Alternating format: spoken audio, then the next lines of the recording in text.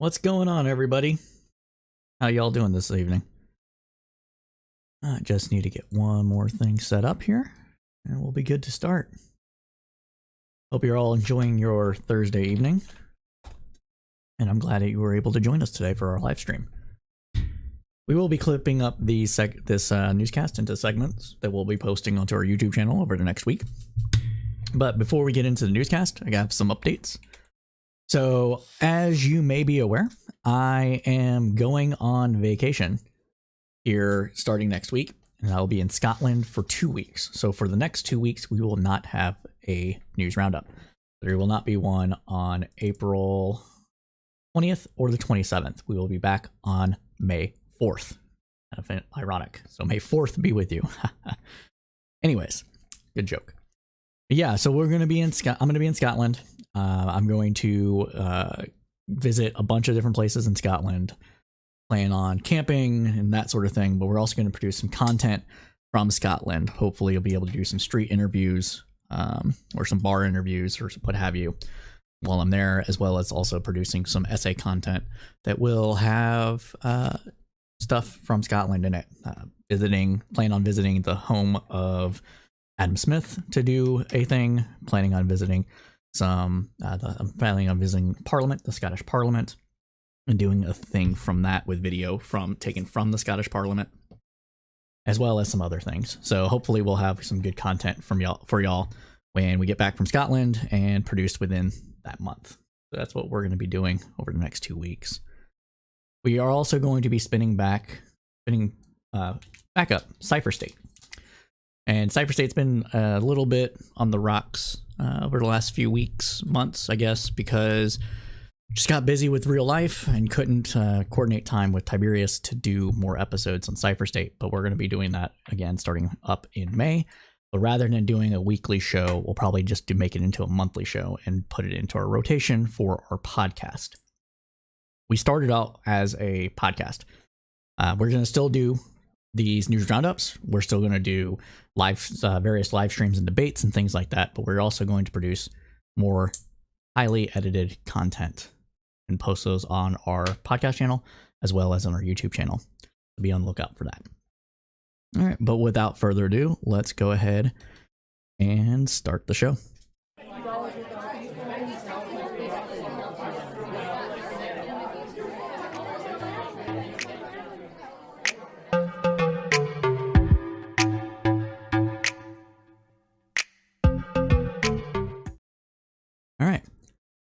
As always, we begin the roundup with an update on Russia's war in Ukraine. Today is the 414th day of Russia's war of aggression against Ukraine. Videos surfaced online this week that depicted the beheading of a Ukrainian soldier and the beheaded corpse of 2 Ukrainian servicemen lying next to a destroyed military vehicle. In response, the UN has said that it is appalled and that the EU has renewed its pledge to hold those responsible for war crimes in Ukraine to account. Ukraine's President Zelensky urged international leaders to act. The UN Human Rights Monitoring Mission in Ukraine, part of its efforts of the High Commissioner for Human Rights, or OHCHR, said in a statement that the apparent executions were not an isolated incident. There has not been a confirmation of the origin or the authenticity of this video, though, or when it was filmed. However, there is evidence that other war crimes have been committed by Russia in Ukraine. For its part, Norway has expelled 15 Russian officials that it accused of spying under diplomatic cover, according to reporting that came out of the BBC. Norway's foreign minister said Norway would not allow Moscow to use its embassy to carry out covert military intelligence activities. We should point out here that this is something that most governments around the world actually do. They have diplomatic missions, and in those diplomatic missions, they'll have a intelligence gathering apparatus inside of them. But getting caught is always what happens, and everybody basically, it's like an open secret, but if you get caught, you definitely get expelled. It's one of those kind of situations for that. Continuing on, though, Norway said that Russia poses the greatest intelligence threat the country faces, and that the threat is increasing against the backdrop of Europe's deteriorating security situation. Norway shares a 122-mile land border with Russia in the Arctic, and their relations have suffered throughout the Ukraine crisis. Despite not being a member of the European Union, Norway has emulated several European sanctions against Russia. In other news, Ukraine has resumed energy exports to Europe after Russia did not succeed at all at destroying infrastructure, the Ukrainian energy minister has said. According to reporting from The Telegraph, the country suspended electricity exports in October when Russia began launching regular missiles and drone attacks at critical energy infrastructure.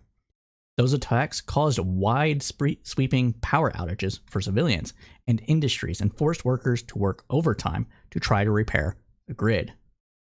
Quote, "We have resumed exports," the energy minister said late on Monday, and added that, quote, "We hope to reach the export volumes that we had last year.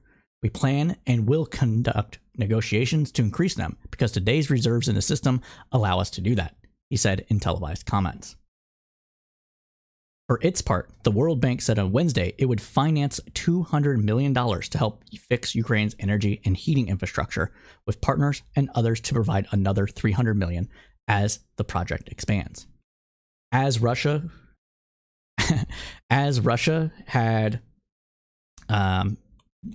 conducted these attacks on civilian infrastructure and things like that, massive amounts of damages were done to it, and that includes energy, water, roads, etc.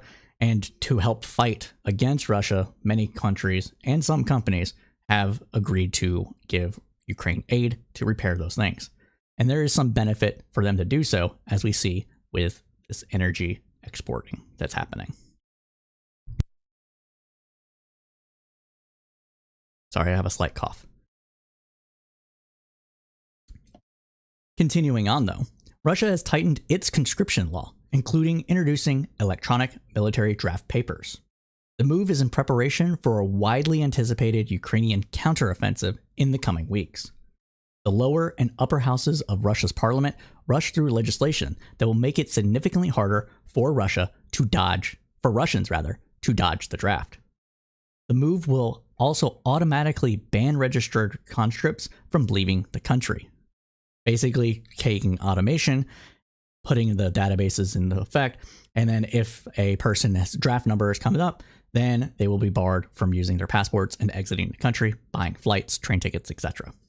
Also, border checkpoints are in effect in Russia right now. So under the new law, the papers would be considered served a week after they have been sent to the civilian account on the e-government website, even if the person never opened it. So yeah, they're tightening up their recruitment, their draft, because Russia is losing thousands of soldiers a day and not making much headway in Ukraine, and they're going to keep throwing bodies at it and bodies at the war until one side gives. As long as Ukraine continues to get weapons from the West, specifically the United States, and increases its own offensive and defensive capabilities, the Russian plan that has been going on for the last 400 days or so will not actually succeed because of their ineptness and their failure to properly supply their troops with arms and equipment. Their logistics supply chain has just been basically decimated. That's not a good word. Their logistics supply chain has been ineffectual, to say the least. And that has been clear throughout the entire war. So that is what is going on here. In other news, though, South Africa has said that the international arrest warrant for Vladimir Putin over the Ukraine war will impact the BRICS summit in the country in August, according to The Guardian. BRICS is Brazil, Russia, India, China, and I think it's South Africa. Yeah, South Africa, what the S stands for. So those are the main countries. There's other countries that are kind of involved in this, but it is not, they're not part of the acronym. So the Russian president is due to attend a summit of BRICS countries, but the host nation is a member of the International Criminal Court and would be expected to make the arrest if Putin steps foot in the country. Pretoria, which has close ties with Moscow, has been faced with a diplomatic dilemma since the International Criminal Court, the ICC, issued an arrest warrant against Putin in March. The Russian president is due to attend a summit of the BRICS, Brazil, Russia, India, China, and South Africa, in August. According to a spokesman, quote, all heads of state would be expected to attend the summit. What that dictates is that there will be further engagements in terms of how that is going to be managed, and those engagements are underway. Once they've been concluded, the necessary announcements will be made. End quote. Russia does not recognize the ICC, and while the Kremlin has described it... Repeating that. Russia does not recognize the ICC, and the Kremlin has described it as, quote, outrageous and unacceptable. It has said that any decisions of this kind are null and void for the Russian Federation from the point of view of law. Now, this is one of those situations where really the ICC has only basically gone after, up until now, secondary countries and tertiary countries, not any of the main countries, not any of the G7. I don't even think any of the G20 countries have been held to account for war crimes had they committed any. Russia is part of the G20, and Russia has not been held accountable for its war crimes. Most of the crimes that the ICC has actually prosecuted has been in regards to continued Nazi prosecutions, as well as, I believe, Milosevic from Serbia was held to it, and then also a smattering of smattering of African countries, including Niger, Tigray, and Niger, Tigray, so that's Ethiopia, Sudan, North and South Sudan, and I want to say Congo. So yeah, those are what ICC is primarily focused on, basically Eastern Europe and Africa, with former Soviet bloc countries in Eastern Europe, not Russia, obviously. And so the reason I bring that up is because, for all intents and purposes, Putin's not wrong here. The United States hasn't been held to account for its war crimes that it conducted in Iraq and Afghanistan, and no other major country has either. France inside northwestern and northeastern Africa have not been held to account either. So it's kind of ineffectual, to say the least, but it's important to actually prosecute these crimes. And even if we don't like the fact that it is not 100% fair, we should recognize that this is important and should still be done, even if it's not, even if it makes people look hypocritical, because it's still good to do. But with that, that concludes our segment about Ukraine. If you're just joining us, this is the Thursday Weekly News Roundup. We do this every Thursday, starting roughly at 8 p.m. Eastern Standard Time, going to roughly 10 p.m. Eastern Standard Time, covering the news that was with a kind of analysis only the crowd can provide. We also have other shows that we're spinning back up, and that includes Cipher State, which is a foreign affairs and foreign policy focused podcast, and that will be done monthly starting in May. We are working on other projects. We are going to be doing more podcast episodes or essays. If they're on YouTube, they're going to be more essay format. If you listen to it on the podcast, it will just be a podcast standard affair with background music and interviews and that sort of thing. And we're hoping to produce more of that content, especially since we found an editor, which saves me time, allows me to work on other things for this program. So we're going to be doing that in the months to come. But let us continue on. And now we are going to move on to U.S. national politics, starting with the Pentagon leaks. So some of what has been reported, actually, before we begin that, so everybody should understand that the Pentagon leaks that have happened here are leaks, not whistleblowing. A whistleblower would have gone to a IG or the news media or something like that. That's not at all what happened here, but we'll get into it. So some of what has been reported about the Pentagon documents leaked may be true, while some of the other information could be disinformation. As a result, not all of the information we're about to report has been independently verified for authenticity. But reporting from last night and throughout the day today has brought much of the reporting on the documents leaks into focus.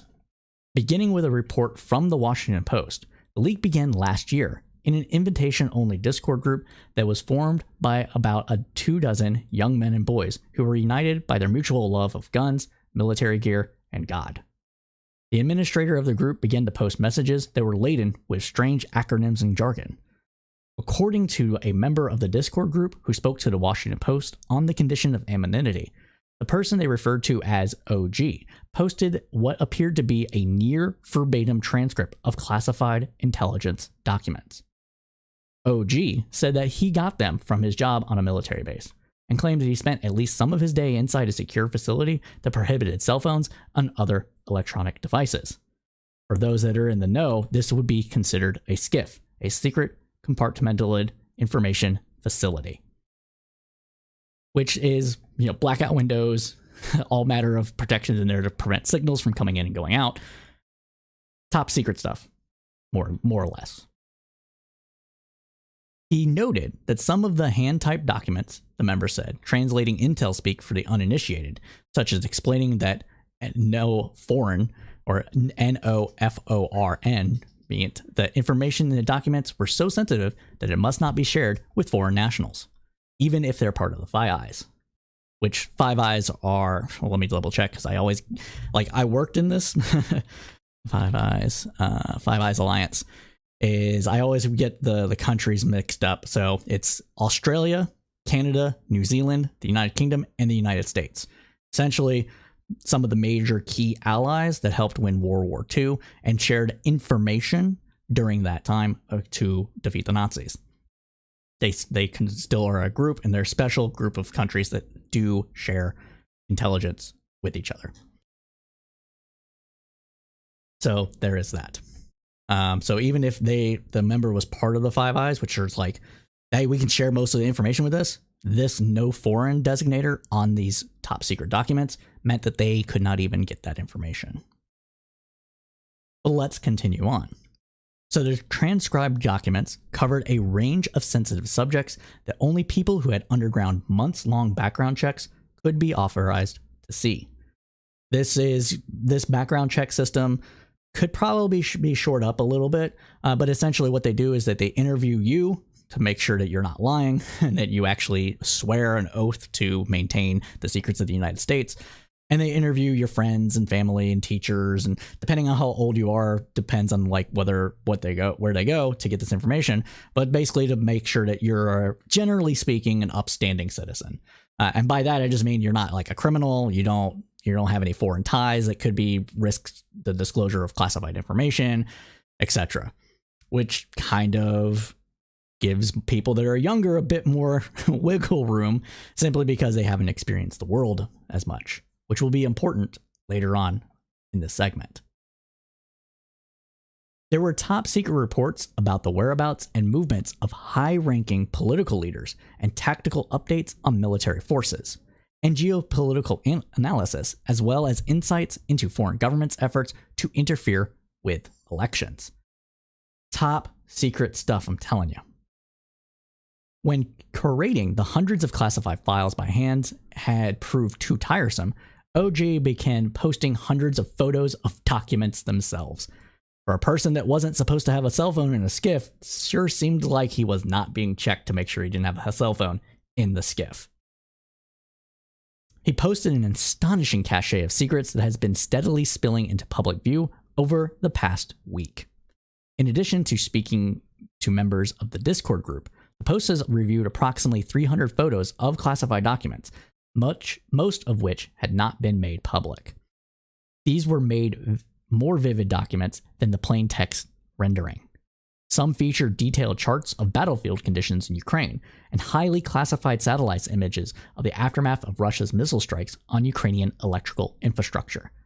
While we all can use Google Earth to see what is inside the area, the satellites that the military has with their equipment on it can get clearer pictures, and also with imagery analysis, people that have been trained to understand what the images are, or using programs to actually do a better job of identifying images, these kind of files would say more about what is being seen and the analysis thereof. So like, say there's like a crater there. Well, they'll be able to say, well, this crater could be created by this kind of weapon system or artillery shell or missile or what have you. And the blast radius is X, Y, and Z. And if there was too many people there around there, this is how many casualties could have been done and what it would take to repair the area to make, the electrical system good again. These are kind of things that could be contained within that information. Not all of this has been made public, but that is some of the stuff that we could see. Other documents, though, outline the potential trajectory of North Korean ballistic missiles, or nuclear ballistic missiles, that could reach the United States as well. Another featured photographs of the Chinese spy balloon that floated across the country in February, which we did a report on, go ahead and watch it, snapped from eye level, probably by a U-2 spy plane, along with a diagram of the balloon and the surveillance technology attached to it. For months, OG regularly uploaded page after page of classified U.S. assessments. Let's say that again. For months, this person uploaded page after page after page of classified U.S. assessments. This guy had way too much access and nobody was monitoring him very well. That is a problem.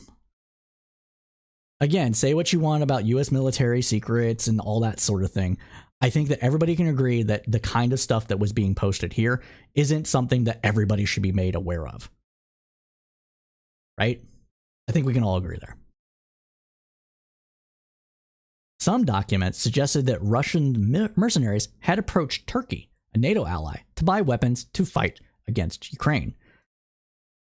This guy, I'm pretty sure I know what kind of job this guy did, but we'll talk about that later when we get to who this person is. The documents also included maps of Ukrainian air defenses and review of South Korea's secret plans to deliver ammunition to Ukraine. Oh, that's a big one. That's cool. I like that. That's awesome. At least one of the documents appeared to have been printed from Intellipedia, a data sharing system that intelligence analyst agencies use to collaborate and post reports and articles. Intelligencepedia. Oh, man. So, Intelligencepedia is... It's exactly what it sounds like. What I just said. It is Wikipedia for Intel, and it goes back a while. It's really cool system, and, anyways, point is that some of the stuff that's posted on there probably shouldn't be posted on there, but not only that, I don't know why this guy had access to it. Makes me think that he might have been a trainee while he was doing this, honestly. Let's continue on, though. So OG stopped sharing images in the middle of March, but a member of his group apparently began to copy some of those documents that OG posted. On April 5th, classified documents assessing the war in Ukraine were posted on the Russian Telegram channels and the message boards platform 4chan. Then the documents began migrating to Twitter. One image showing a March 1st Ukraine status update had been crudely doctored to inflate the number of Ukrainian casualties and downplay those on the Russian side, which we will go over to some of those now. So, here we go. This Eric Toller is a member of Bellingcat. He is Bellingcat is a open source intelligence gathering news media organization that understands a lot about the things that happen in the world in the realm of intelligence and military, a bunch of other stuff. They're just like a really good investigative journalist that use the internet to do a lot of their reporting. And so this guy is a researcher or training with Bellingcat, which probably means he's kind of like an intern or like not necessarily a Bellingcat fellow. But he does work with them, and he's got some good work here. So we're going to continue on, though. So one of those, let's see here. You had it here. Here it is. So the second one is blurrier. So here's the thing here. So here's the image. So we're seeing the total assessed losses, 35.5K to 43.5K killed in action, 72 fighters, bombers, 82 rotary wing, 6,004 ground vehicles. Assessed combatant sustainable moderate, Ukraine 16,000 to 17,000 killed in action, 60 Ukraine bombers, 32 blah blah blah, right? And what they did on the doctored image, they literally just transposed the 6 and the 1. All they did was just transpose these in Photoshop. They made it from 1 to 6 and 1 to 7 to 6 1 and 7 1 to try to inflate the Ukraine numbers. Oh my god, they just flipped the order of digits, 16 to 61. How lazy. And it was very poorly done at that. You didn't get to see me the whole time because my camera's not on. Let's go fix that. All right. And then let's fix this. There we go. So yeah, that is what we're kind of seeing here. It's kind of ridiculous, right? There's other stuff. So the earliest versions of the unedited leak can't find on 4chan of all places. Also has an additional map of the situation in Bakhmut that isn't in the copies being spread on Russian Telegram channels. The guy was posting these docs to win an argument against another 4chaner. No. Like, look at it. Like put this dude in the post Hall of Fame if he is sent to a CIA black site in Poland for posting these on 4chan to win an argument against peeps and anime Pepe and anime avatars.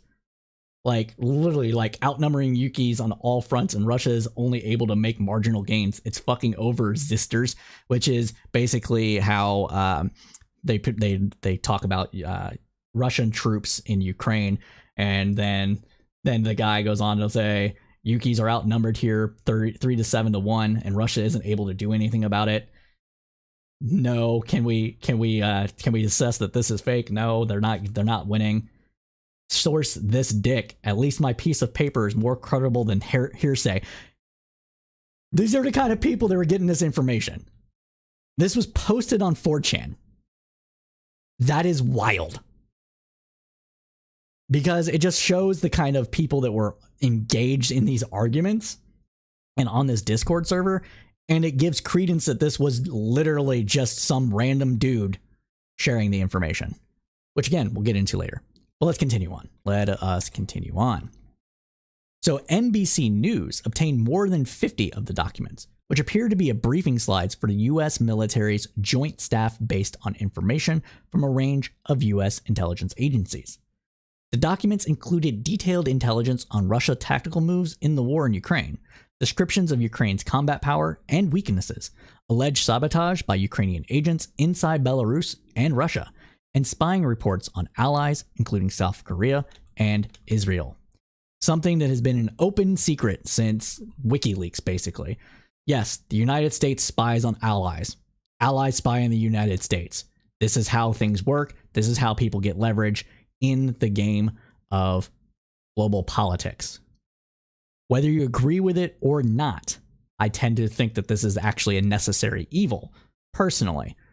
You should understand that this is something that the United States isn't the only country doing. Everybody is doing this. It is the bread and butter of geopolitics. You understand your friends and you understand your enemies. That way you can maneuver in the world as it actually is, instead of the glad-handing bullshit that actually is out in the world and is the edifice of what is going on. If that makes sense. And I think it does. Now, much of the intelligence reporting documented signals intelligence, or electronic eavesdropping, as a source of information, a crucial tool for America's spy services. SIGINT. In other words, capturing of cell phone information, text messages, all sorts of stuff. You know, all the stuff that Snowden talked about, that's what they're talking about here. But now, let us talk about the identity of the leaker. As of this afternoon, the New York Times reported that the leaker had been identified as 21-year-old Jack Teixeira. Teixeira is a member of the intelligence wing of the Massachusetts Air National Guard, who was promoted to Airman First Class in July of 2022. I believe Airman First Class is the equivalent Army. I believe it's the equivalent of a private first class. Yes. So Airman First Class is the Air Force's equivalent of a private first class, which is 3 ranks up.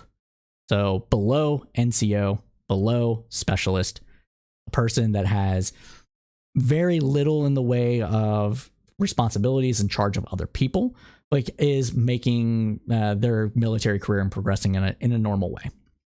Basically, before getting to an NCO, at least in the Army, I can't say too much about it on the Air Force side, but at least in the Army, if you basically don't mess up or get caught messing up, then you'll get automatically promoted to this by your 2nd year of being in the military. As a regular enlisted person, the Guard is a little bit different, but not by much when it comes to this sort of thing. And it also leads me to believe that this person is a young trainee kind of person. This person is probably on their first assignment after getting out of the schoolhouse, which means if he's doing this for years, he was doing this while attending his MOS training. MOS is the job that you do in the military, and the Air Force does their MOS training similar to the Army, similar to other branches of the military. It can, and generally speaking, intelligence training. If he is the equivalent of a SIGINT intelligence analyst, would be roughly 7-8 months. All source intelligence analyst is a little bit shorter. I believe that's 5 to 6 months. Not shorter by much, but a little bit shorter. And what does he look like? Well, he looks like this. That is a child. I've taken those kind of selfies. I was not a child when I took my selfie, but this person, this is a child. This is somebody that is under the age of 21 in this photo. That is a barracks room photo. And if he's in the Guard, he's not in a barracks anymore. Barracks Guard, the National Guard, is at home with mom and dad, or on their own, living on their own, depending on their own financial circumstances. This guy was doing this in training. That's where that photo came from. All right. Well, let's continue on. So this afternoon, an armored vehicle and about a dozen uniformed officers, most wearing tactical gear and holding weapons, were outside the cordoned-off home of Teixeira and his parents. See? Told you. He was living at home. Teixeira was arrested at 2:30 p.m. Eastern Standard Time this afternoon. Let us go over. Oh, that's not the right. Wait. Open. Opening. Hold on a second. I got a video here. There we go.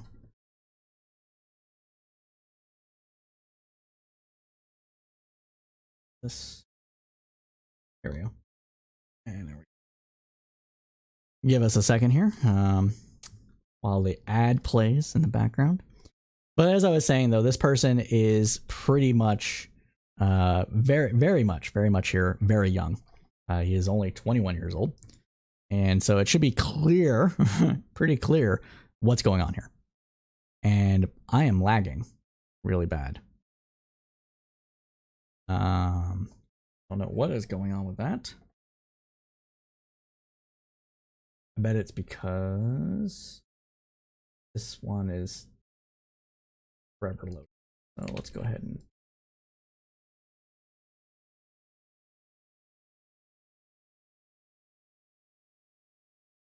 yeah, my FPS it's dying. What's going on? You preview?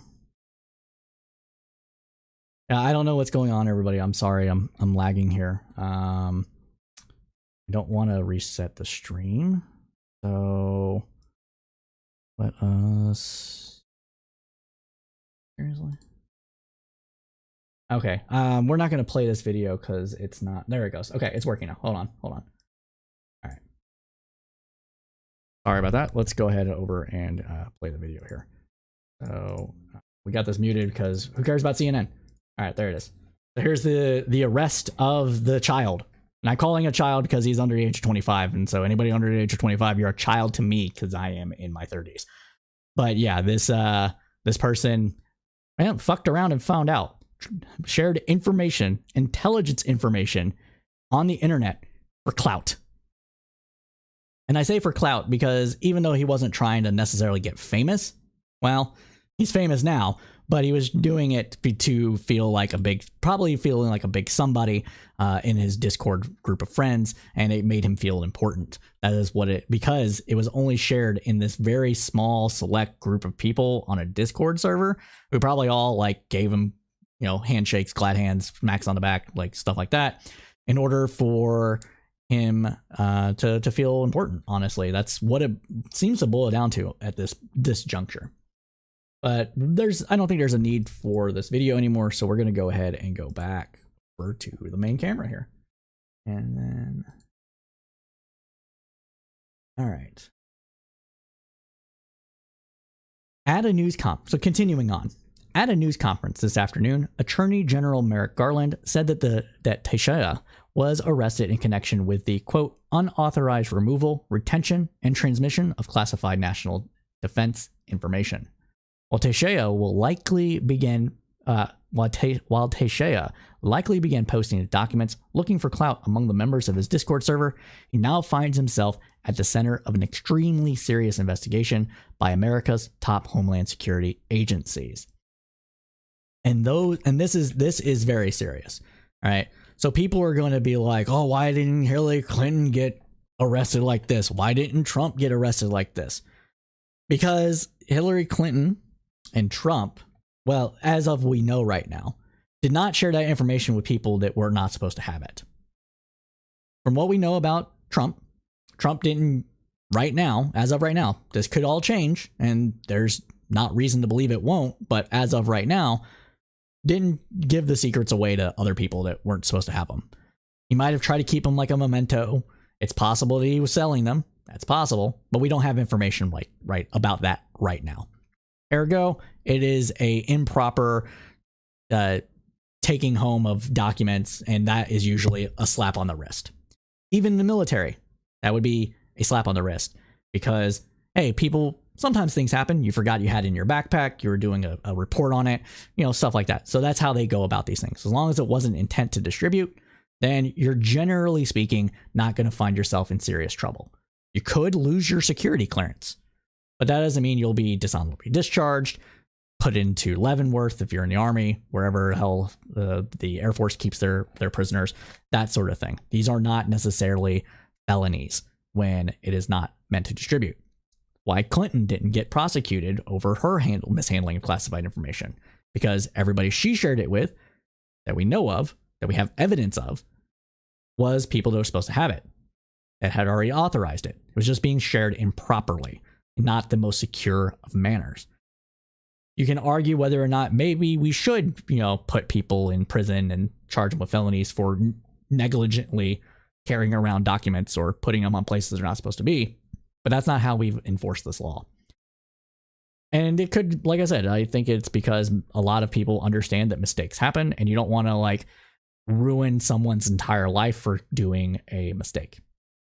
This guy did not just do a simple mistake. He took the documents out of a secured facility and then deliberately shared them with people that were not authorized to see those documents. This is similar to what Chelsea Manning did with with WikiLeaks. This is similar to what Edward Snowden did with the Snowden files and Glenn Greenwald and The Guardian. I don't remember the other reporter's name right now. And you can talk about whether or not those are journalist leaks and they should be considered a different way, but this guy didn't even do that. He shared it with a group of friends on a Discord server. You know who has this information now? China. China definitely has its information now because Discord routes a lot of its information through China into a database that it controls. And Discord, how do you think it makes its money? Makes its money by selling data and boost and stuff like that. But a lot of it comes from selling data and artificial intelligence and things like that. So this is a very serious thing. This person, this guy, this Teixeira, this Jack Teixeira, is going to serve prison time. There's no doubt in my mind that he is. that he's not. He's going to serve prison time. And he probably should. But that, my friends, that concludes this segment, the News Roundup. Speaking of counterintelligence and social media, since that is the cross joints of this topic, we have changes in tracking of social media that the government is doing. Let's talk about that as well. So for years, U.S. counterintelligence officials have eyed gaming platforms as a magnet for spies. Russian intelligence operatives have been suspected of befriending gamers who they believe work for intelligence agencies and encouraging them to divulge classified information, a senior U.S. official said, speaking on the condition of anonymity to discuss sensitive information. And this should surprise nobody. We had a story that came out a couple of years ago. Spies play WoW to recruit and monitor. Yeah, this is a thing. NSA, yep, so here we go. So this was on Time. We'll go ahead and throw this up because it's funny and it's relevant. So spy games. NSA and CIA allegedly tried to recruit World of Warcraft and Second Life players to spy for them. And it makes sense. Befriend somebody. Hey, you might be doing this. What do information? Oh, you work in intelligence? That's cool, man. You have any cool, juicy details to share? Maybe you should share that with me, bro. We're friends, right? You can trust me. I won't share it with anybody. Well, we got some information now, right? So, but yeah, I just thought that was funny and gives credence to what we're talking about here. So, hold on. Boom, boom. Continuing on. It's not clear whether any of those efforts have been successful, though. CNBC reported that the Biden administration is now looking at expanding the universe of online sites that intelligence agencies and law enforcement authorities track, monitor, and otherwise observe. Cybersecurity experts have long known that Discord has been used by criminals and hackers to spread malware and transfer stolen information. And if you use Discord, you're a dirty commie or something. I don't know. It just should be clear that whenever a social media platform, reaches a certain critical mass of users, that people are going to gravitate to it and use it to do everything that people use other methods to commit crimes or share information with. It's just the nature of the beast of social media and social interactions in general. So this should surprise nobody. Yeah, I'm really lagging. I bet it's this New York Post.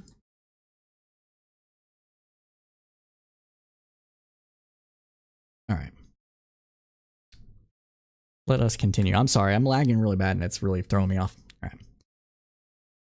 Quote, the Discord domain helps attackers disguise their exfiltration of data by making it look like any other traffic coming across the internet, said a 2021 report by Cisco Talos security team. The intelligence community is now grappling with how it can scrub platforms like Discord in search of relevant materials to avoid a similar leak in the future, according to a congressional official.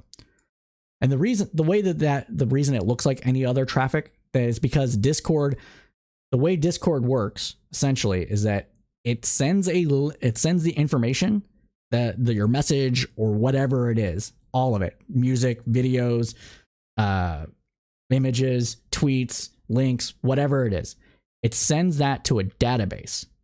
And then that database then sends a call to that thing on the server. So you're not actually interacting directly with the information on the web. You're just telling the site to grab this identified information from Discord and display it in the Discord platform. So the packet of information that goes back and forth is just that little bit of information. Now the disclosure has raised fresh questions about how sensitive information is handled inside the government and whether the pool of people allowed to access it needs to be scaled back. I would argue that it does. Not just because of this recent leak, but just because I think too many people probably have access to the information. And honestly, you're supposed to be secret and compartmented. If anybody can access it, it's not secret or compartmented. Officials said that in the aftermath of this leak, the administration has already tightened access to classified information and is looking at other steps. If the administration tries to check online chat rooms more closely, it will have to navigate legal safeguards designed to protect Americans' privacy and freedom of expression, former intelligence officials have said. And this makes total sense. We have civil liberties, we have the right to free speech, we have the right to do all this other stuff, free association, etc. And anytime the government gets involved in anything that is going to, get close to that line, it's going to cause concerns for privacy, violations of people's rights, abuses of power, etc. Now, for this though, watching a public chat room is already fair game, but law enforcement agencies don't have the legal authority to monitor a private online chat room without probable cause.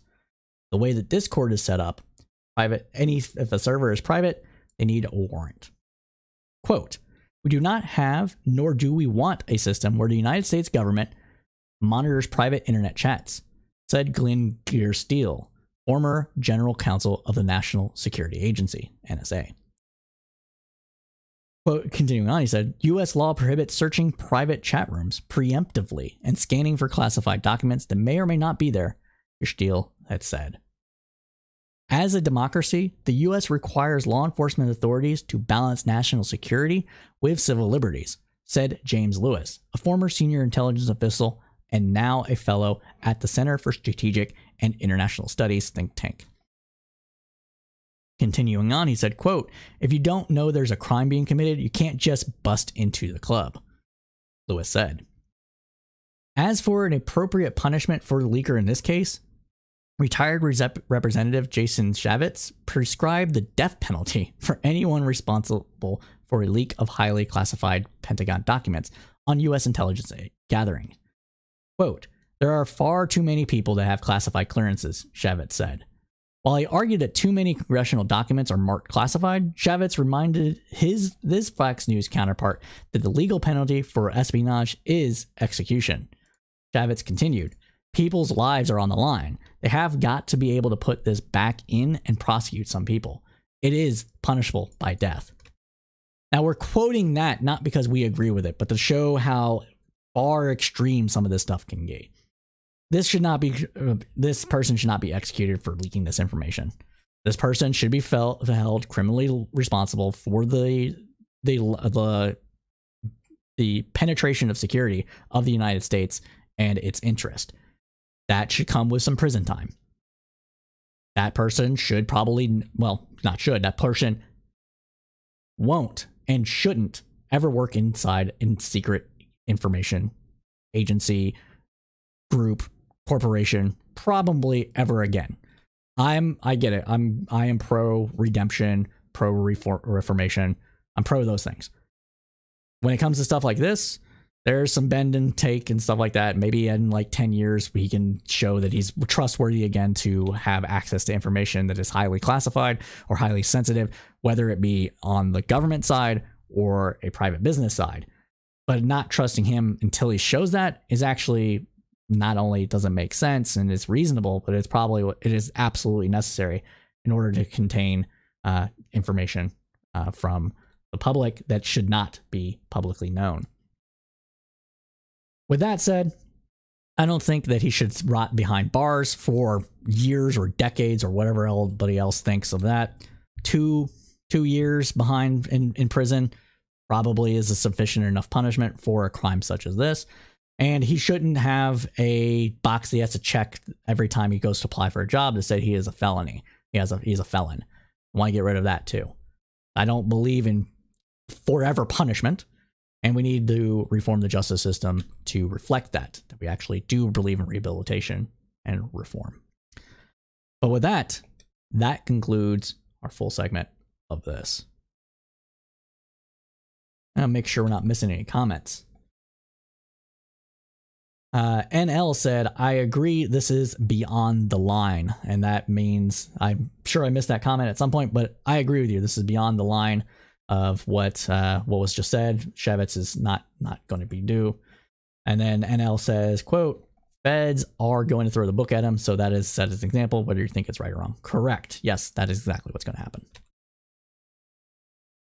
But let us continue on with the newscast and get into some more news.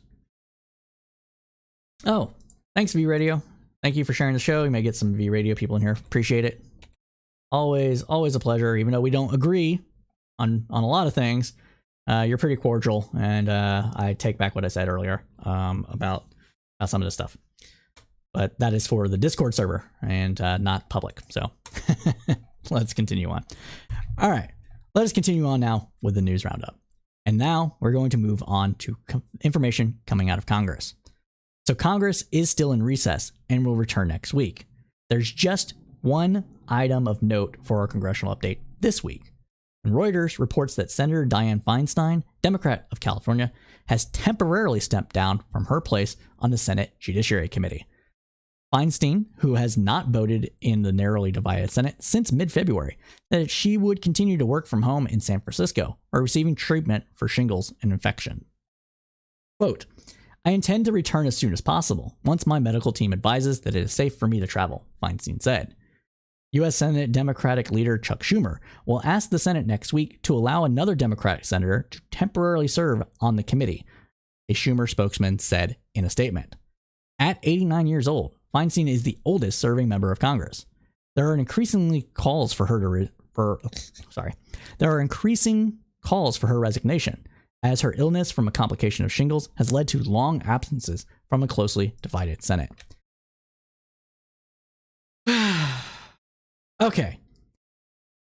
This is important to talk about, and I think this is going to be its own little segment here. Might be a 2 or 3 minute segment. We need to talk about it. I am not one to have term limits, be a supporter of term limits or age limits. But with that said, if you're 89 years old and you can't do the job, you should be forced to resign. We don't have a mechanism in place to force people to resign their position in Senate. We can encourage them to do so. We can remove them from any hearings and committees and things like that. But unless they step down and they don't run again, there is not a mechanism legally in place for a person to be forced to resign without a 2/3 majority and expelling them for cause from the House or the Senate. There needs to be something else in place here. There's no reason Feinstein should still be serving in her position. People will say the same thing about Fetterman. Okay, I get that. I think Fetterman is going to be mostly fine. He returns when Congress goes back into session, and leaving and doing an absence of your job to deal with a mental health crisis due to a stroke that you survived is a bit different than being 89 years old and being basically absent your entire time in the last 2 years of any vote. You know what I'm saying here? I think people understand. Yeah, CSP Nikki says, quote, she's missed 58 votes at this point. Don't forget McConnell. He'll likely retire. True. That is true as well. Thank you. Thank you for these comments. These are all very true comments, people. Thank you. And, this is something that we need to grapple with. I think if we had a better voting system, none of this would be much of an issue. Okay. Our voting system right now is first past the post, winner take all voting. And that means that if you have a divided vote, the person with the most votes wins, regardless if they get 50% of the vote or not. I don't believe in that. I don't think that that's the way any vote should go down. I think you should have to get 50% or 50 point whatever percent to win a seat. You should have the majority of people that participate in the vote for you to win. So this first past the post, winner take all system needs to go. If it went, there would be people willing to challenge Feinstein in her position, and they would have challenged her even sooner. Now, there's some funny business with with how she retired, okay, where she had members of her staff basically said, she was retiring, and put that statement out and, basically forced her hand. She came out and said that, I figured they were going to do that. Oh, well. Okay. But if there was a better voting system, it would never have gotten to that. And we need to talk about it. And we need to have things in place to make these things more transparent, more legal, and give people a way to basically recall anybody they don't see fit. For cause. I want to say it's for cause, because I don't think, somebody just being like, oh, I don't like this person anymore, let's get another guy in there, and you're like, 6 months after being voted in or whatever. Like, I don't necessarily agree with that either. I think, you got to give people time to serve and stuff like that, and whatever. You know what I'm saying, right? Recall efforts are fine, but doing it like every 6 months just because the vote didn't go your way, and the thresholds for that are really low. Like, there's all sorts of messes with that. But you get my point. I'm sure. All right. But that concludes that segment of the newscast. So if you're just joining us, thank you. I greatly appreciate you all tuning in here. We have about 8 or 10 people or so watching the show across YouTube and Twitch. So I greatly appreciate you all joining in. If there's anything that you want to see us cover on the Roundup, or you'd like to join us on one of our panels, here's how to let us know. First, you can hit us up on Discord. So we're growing our Discord community. It's where I'll have debates, where we'll talk to people, that sort of thing. Not many people participated in it right now. We have a fairly small insular community, but we are trying to grow it. Want to have contests and things like that. This is supposed to be a nonprofit that's fun for people, okay? Help us make it fun. You can also hit me up still on Twitter at crowdsourcepoll.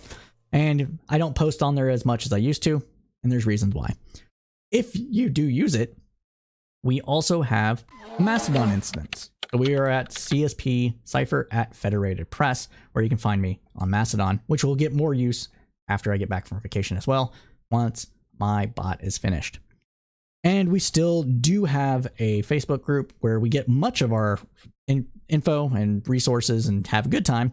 600, 700 members or so are in the part of our wider Facebook community. And you can find us there at Facebook/groups/Tribune Commons. But let us continue on now with the news roundup. I should join Kick. Maybe. I don't know. I'm not really into the streaming thing so much anymore. But let's continue on, though, with the news roundup here. And we have an update of stuff that we've talked about last week when it comes to SCOTUS. And this is important. This is democracy breaking levels of important. And I'm sure that even if you are to my right politically or to my left politically, I think this is something that everyone is going to agree on, that this is a problem. And of course, I'm talking about the ProPublica reporting that came out this week and last week, revolving around Clarence Thomas and his friend, Mr. Crow. I don't remember his first name right now, but we'll get into it. So let's talk about it now. As we reported last week, we don't have an opinion day from SCOTUS until tomorrow, April 14th, and there are no new SCOTUS blog updates as of today on any other case pending. We have just one item for this week's SCOTUS segment, and that concerns Justice Clarence Thomas. We reported last week on the relationship between Thomas and Republican megadonor Texas billionaire Harlan Crow, as reported by ProPublica. That report detailed decades of private jet travel, yachting, excursions, and weeks at Crow's private resort, which has drawn intense public scrutiny, much of it focusing on the Supreme Court's failure to adopt an ethics code of its own. Crow has dismissed the premise of the ProPublica reporting, saying that he and his wife have been close friends of both Clarence and Ginny Thomas for many years, and the shared travel and various luxury trips were simply a part of that friendship. Sure, buddy, we really believe you. We believe that you were not trying to lobby a Supreme Court justice, because it was obvious that that's what you're doing. The fervor eventually took loose a response from, the fervor eventually shook loose a response from Thomas, who implausibly explained that, quote, "Early in my tenure at the court, I sought guidance from colleagues and was advised that this sort of personal hospitality was not reportable." Okay. As we reported on last week, that is not necessarily a good thing. Justices across the political spectrum have received free vacations, flights, speaking gigs, paid speaking gigs, etc. the entire time. This is an open secret of the court, and it seems like every 2 or 3 years, some new revelation about a Supreme Court justice flying out to the Cayman Islands or, on someone's yacht to Bermuda or something is shown like drinking Mai Tais and, smoking good cigars at like a Heritage Foundation or Southern Poverty Law Center thing or what the fuck ever. And it needs to stop. If anything, the continuation of this lack of ethics that is coming out of the Supreme Court gives credence to the argument that there should not be lifetime appointments to the Supreme Court. This is so pernicious that it is just, it's really flabbergasting. It is really flabbergasting. And as I said on Twitter, when I get it up here in a second, so let me search this here. How far down do I have to go?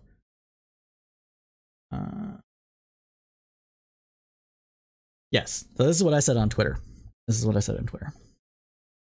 The lifestyle of the rich and connected is one giant lobbying party. It's so ubiquitous that they can't see the perniciousness. And that rings true, ever true, every day. Every day. It really does.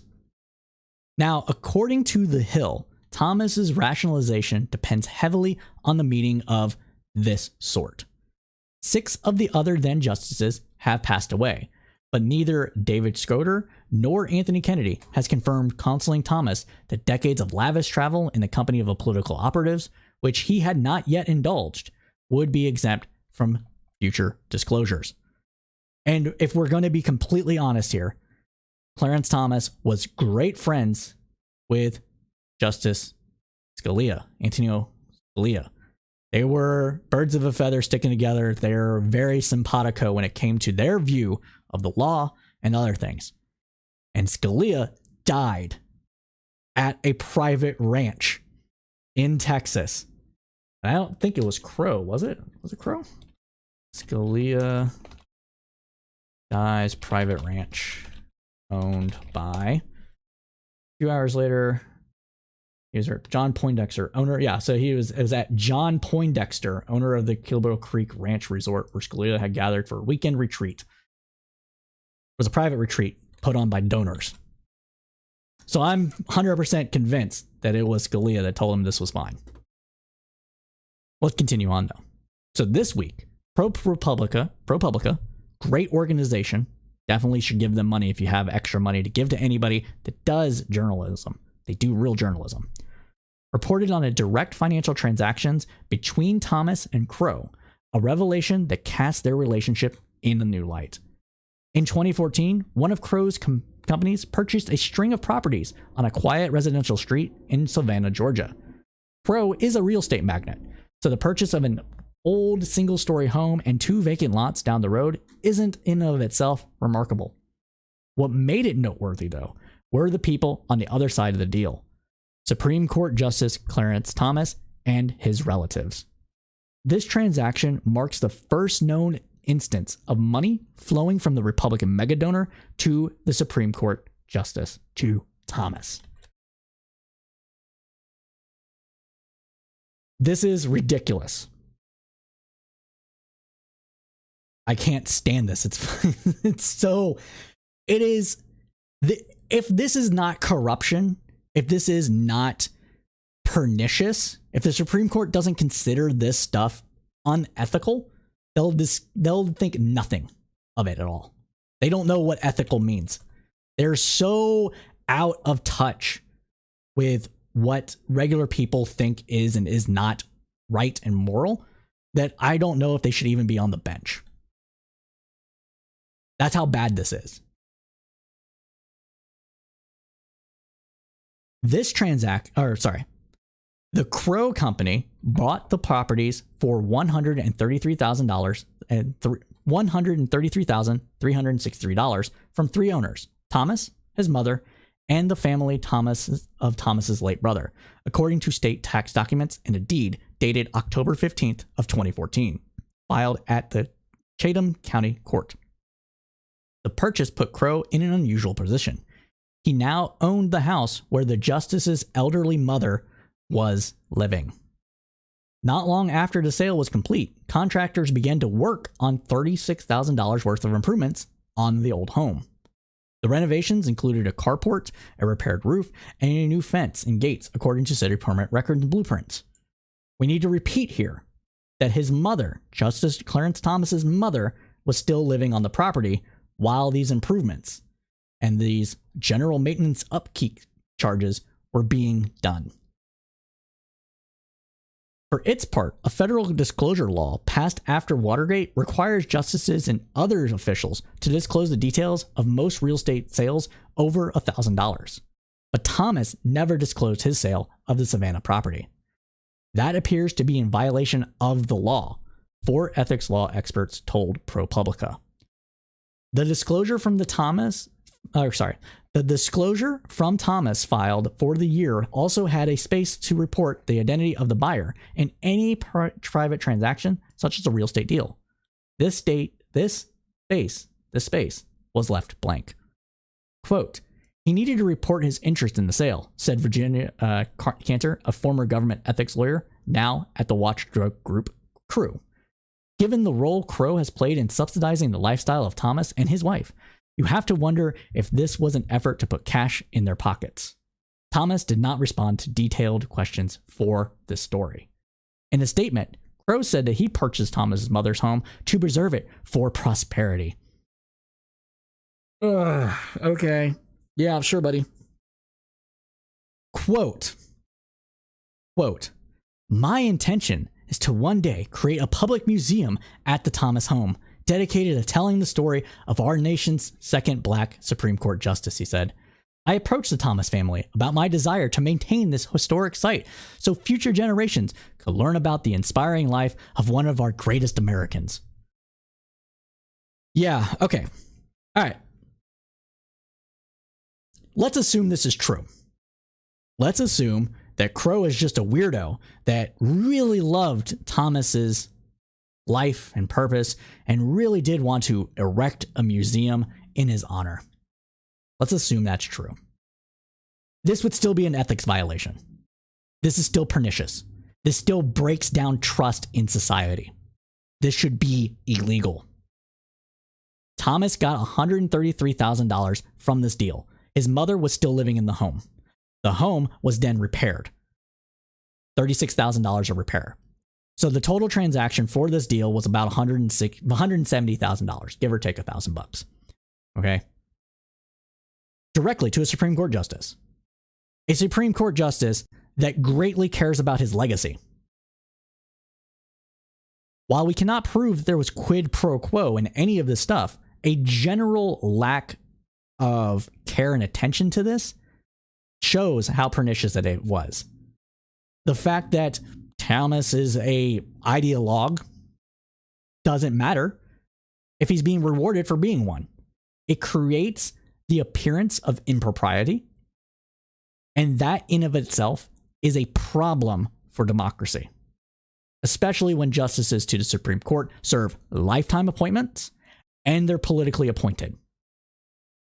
And it makes it look like they're being rewarded for a job well done. And regardless of what anybody tells you, it does influence behavior because you are being given these things for the work that you're doing. And so you're going to likely, more than often than not, continue doing that same work, even if you would have had in other circumstances, changed your mind. I have not missed your questions, people. I just wanted to get that out there. So we have a question from Changebox at Twitch asking, any idea how much Supreme Court justices make a year? Well, let's go ahead and look it up. Supreme Court justice pay. I think it's in the hundreds of thousands of dollars a year.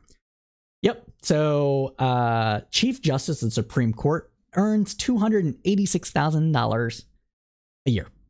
An Associate Justice, everybody else, $274,000 a year.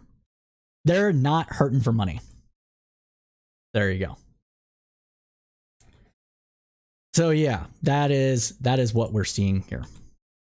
Yeah. Not only that though, all this. In his financial disclosure for that year, Thomas details everything from a stained glass medallion he received from Yale to a life insurance policy. But he did not disclose the sale to Crow. He didn't disclose it. He disclosed other ridiculous stuff, stained glass medallions and a life insurance policy. But not this. Yeah, not this. And Changebox, yes. So this is an important thing too. So you can see how hard it is for them to get by without taking bribes. But Changebox, what do you mean? They're not given millions of dollars, so they're not getting rewarded for the work that they're actually doing. They are great men that need to be rewarded greatly by society. And a paltry $270,000 a year and all expenses paid to wherever you have to go. That's just not enough.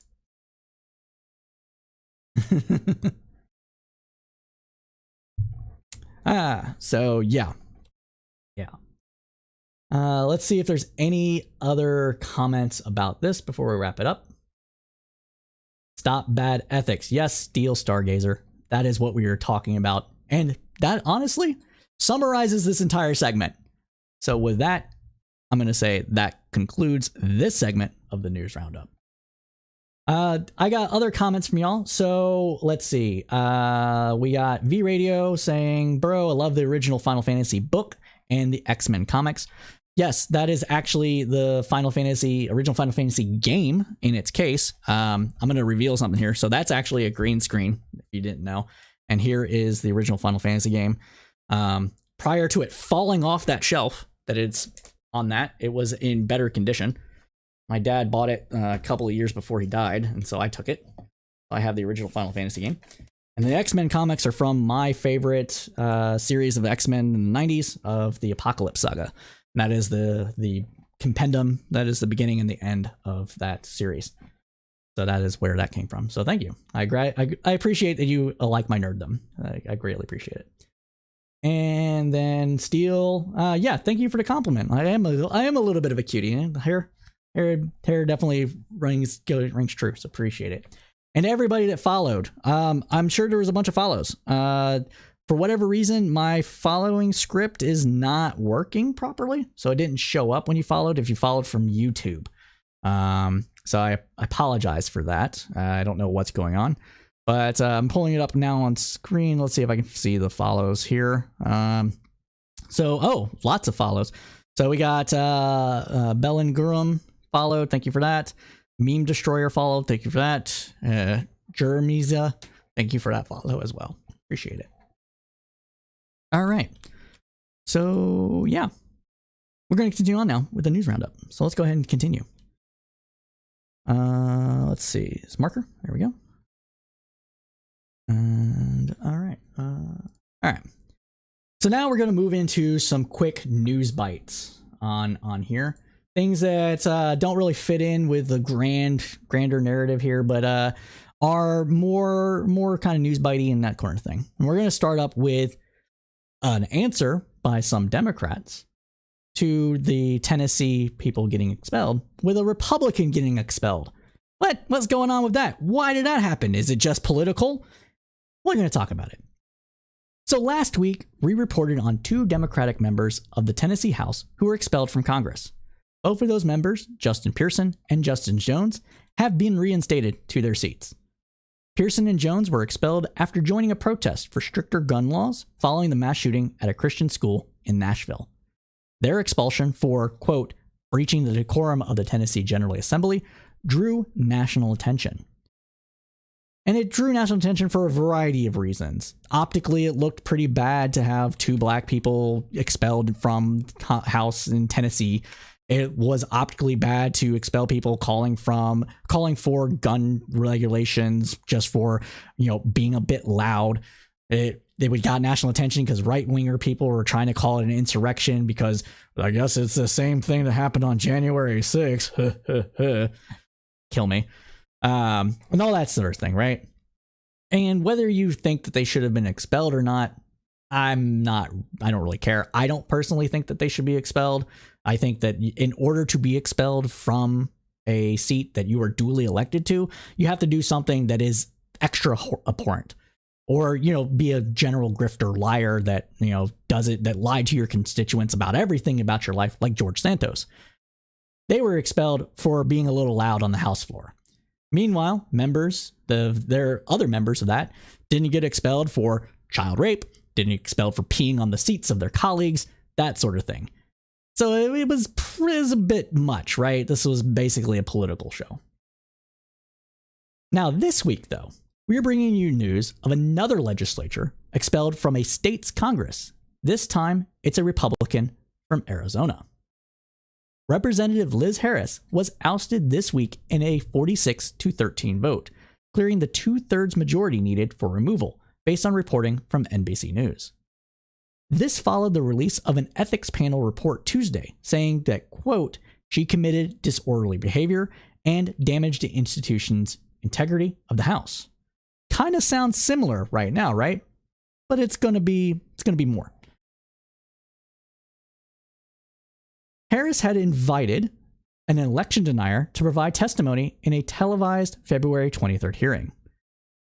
That testimony from insurance agent Jacqueline Berger was laced with unsubstantiated allegations accusing various elected officials of being involved in a bribery scheme. So they lied. More than likely lied. As of we know right now, I am comfortable calling it a lie about fellow members of the House and sowing distrust into society at large. In her testimony, Berger claimed that, quote, bribes and infiltrations have been used to affect the outcome of the 2020 and the 2022 elections, and she pointed the finger at state officials such as Democratic Governor Katie Hobbs, according to the Ethics Committee report. Berger also claimed that the Church of Jesus Christ of Latter-day Saints, quote, controls government agencies and was integral into laundering activities. Okay, why are we giving this person the can we just ask why this person was given the time of day at all? Okay. Harris, though, who was a member of the Municipal Oversight and Elections Committee, had proposed the joint hearing with the Senate Elections Committee. The Ethics Committee said that Harris was not surprised or upset by Berger's testimony and that she expected the presentation would be shut down. According to the committee's report, Harris said in testimony defending her conduct last month that she believed that Berger's presentation would be narrowly focused and that she had directed Berger not to impugn any legislator or refer to any religious institution. Speaking to reporters after Wednesday's expulsion vote, Harris said that, quote, I stand for honesty and integrity. The ethics report is a lie. Efforts to reach her for further comment Wednesday night were unsuccessful. In a statement on Wednesday, House Democratic leader Andres Cano said, sorry, let me restate that because my nose is starting to itch. All right, rewinded. In a statement Wednesday, House Democratic leader Andres Cano said Harris's actions were reckless and unbecoming of an elected official. Quote, the defamatory allegations that Representative Harris is invited guest speaker to make are patently absurd, but there are many people who believe them. They believe the lies and they continue to threaten retribution because we distribute them, Cano said. Continuing on, he said, quoted, quote, they believe that those lies because a state representative, Liz Harris, platformed and legitimized them in a televised legislative hearing. Conspiracy theories have plagued Arizona in recent elections. In the governor's race last year, Republican Kari Lake repeatedly promoted false claims of election fraud and later filed in a legal battle challenging her loss to Hobbs. 2 years earlier, President Trump and his allies pushed election fraud claims in the state, promoting a Republican-led review of ballots in Maricopa County. So let's talk about this, okay? So the difference between this expulsion and the expulsion of the people in Tennessee should be readily apparent. But I don't know if I agree with this expulsion either, to be honest with you. I am going to go with what NL said here. NL, I think this is a good comment, saying that the Tennessee people, had bullhorns or blue horns, and had bullhorns, blue horns. They were very disruptive. Okay, very, very disruptive, need to say the least. But he'd prefer, I'm assuming he prefer censuring regardless. And I think that it would be what should have happened here. I think rather than expel the person, I believe they should have probably censured them. And it is my belief that we're in this tit for tat era of American politics, and this was done because Republicans expelled those other legislature, those the Jasons, or I'm sorry, Pearson and Jones, the Justins. They're both not Justin, but both Pearson and Jones from the Tennessee legislature. But yeah, and I don't think that this is good. I don't think this is necessarily good for democracy. I do think that if you are caught lying directly to your constituents, like George Santos, if it's proven that Harris knew what was going to be stated here and platformed her anyways to get around making those claims herself, then I take everything back. So Nikki corrected me just now that the Arizona House is Republican controlled, so this is not tit for tat. Edit that out. No, we'll keep it in and get this in there. But thanks, Nikki. So it's Republican controlled, so it's not tit for tat. Blah blah blah blah blah. So this one, I don't necessarily know if I agree with it. For the same reasons that I stated, it's just not the tit for tat thing, because I didn't realize that the House was in control by Republicans in Arizona. I am not fully knowledgeable about everything. Thank you for the correction. I do believe this is extremely dangerous for our democracy to do so. That said, again, if she knowingly platformed this person and it was a means for her to get around making those claims herself, then that expulsion is justified in my opinion, because that's just her trying to get around any ethics or legal obligations and the defamation lawsuits that she would have had she made these comments herself. So I believe that would be fine for that. And I don't think that what happened in Tennessee should have been expelled. They should have been censured. Like NL said, I think that would have been fair. And, a little slap on the wrist and everybody could have gone about their day. Instead, Republicans fucked up and made them into martyrs, and they're right back there. So thanks, Republicans. That really helped me. Loved it. But yeah, I just think we have these rules in place to expel people because it's kind of like a check on, it's like for lack of a better way to phrase this, it's more of like an elite check on mob rule kind of thing. But these things are necessary to have, but I think they should be used very sparingly. I hope that makes sense. All right, what do we got for comments here? Let's see, Cypher. Oh, we have a question. Do you think that Hobbs should have recused herself in the elections oversee process? That one's a tough one. I don't know necessarily if Hobbs should have recused herself, but what I do know about the case, because I don't know what she did exactly, so I can't comment about exactly what she did. All things considered, recuse yourself if you're directly involved.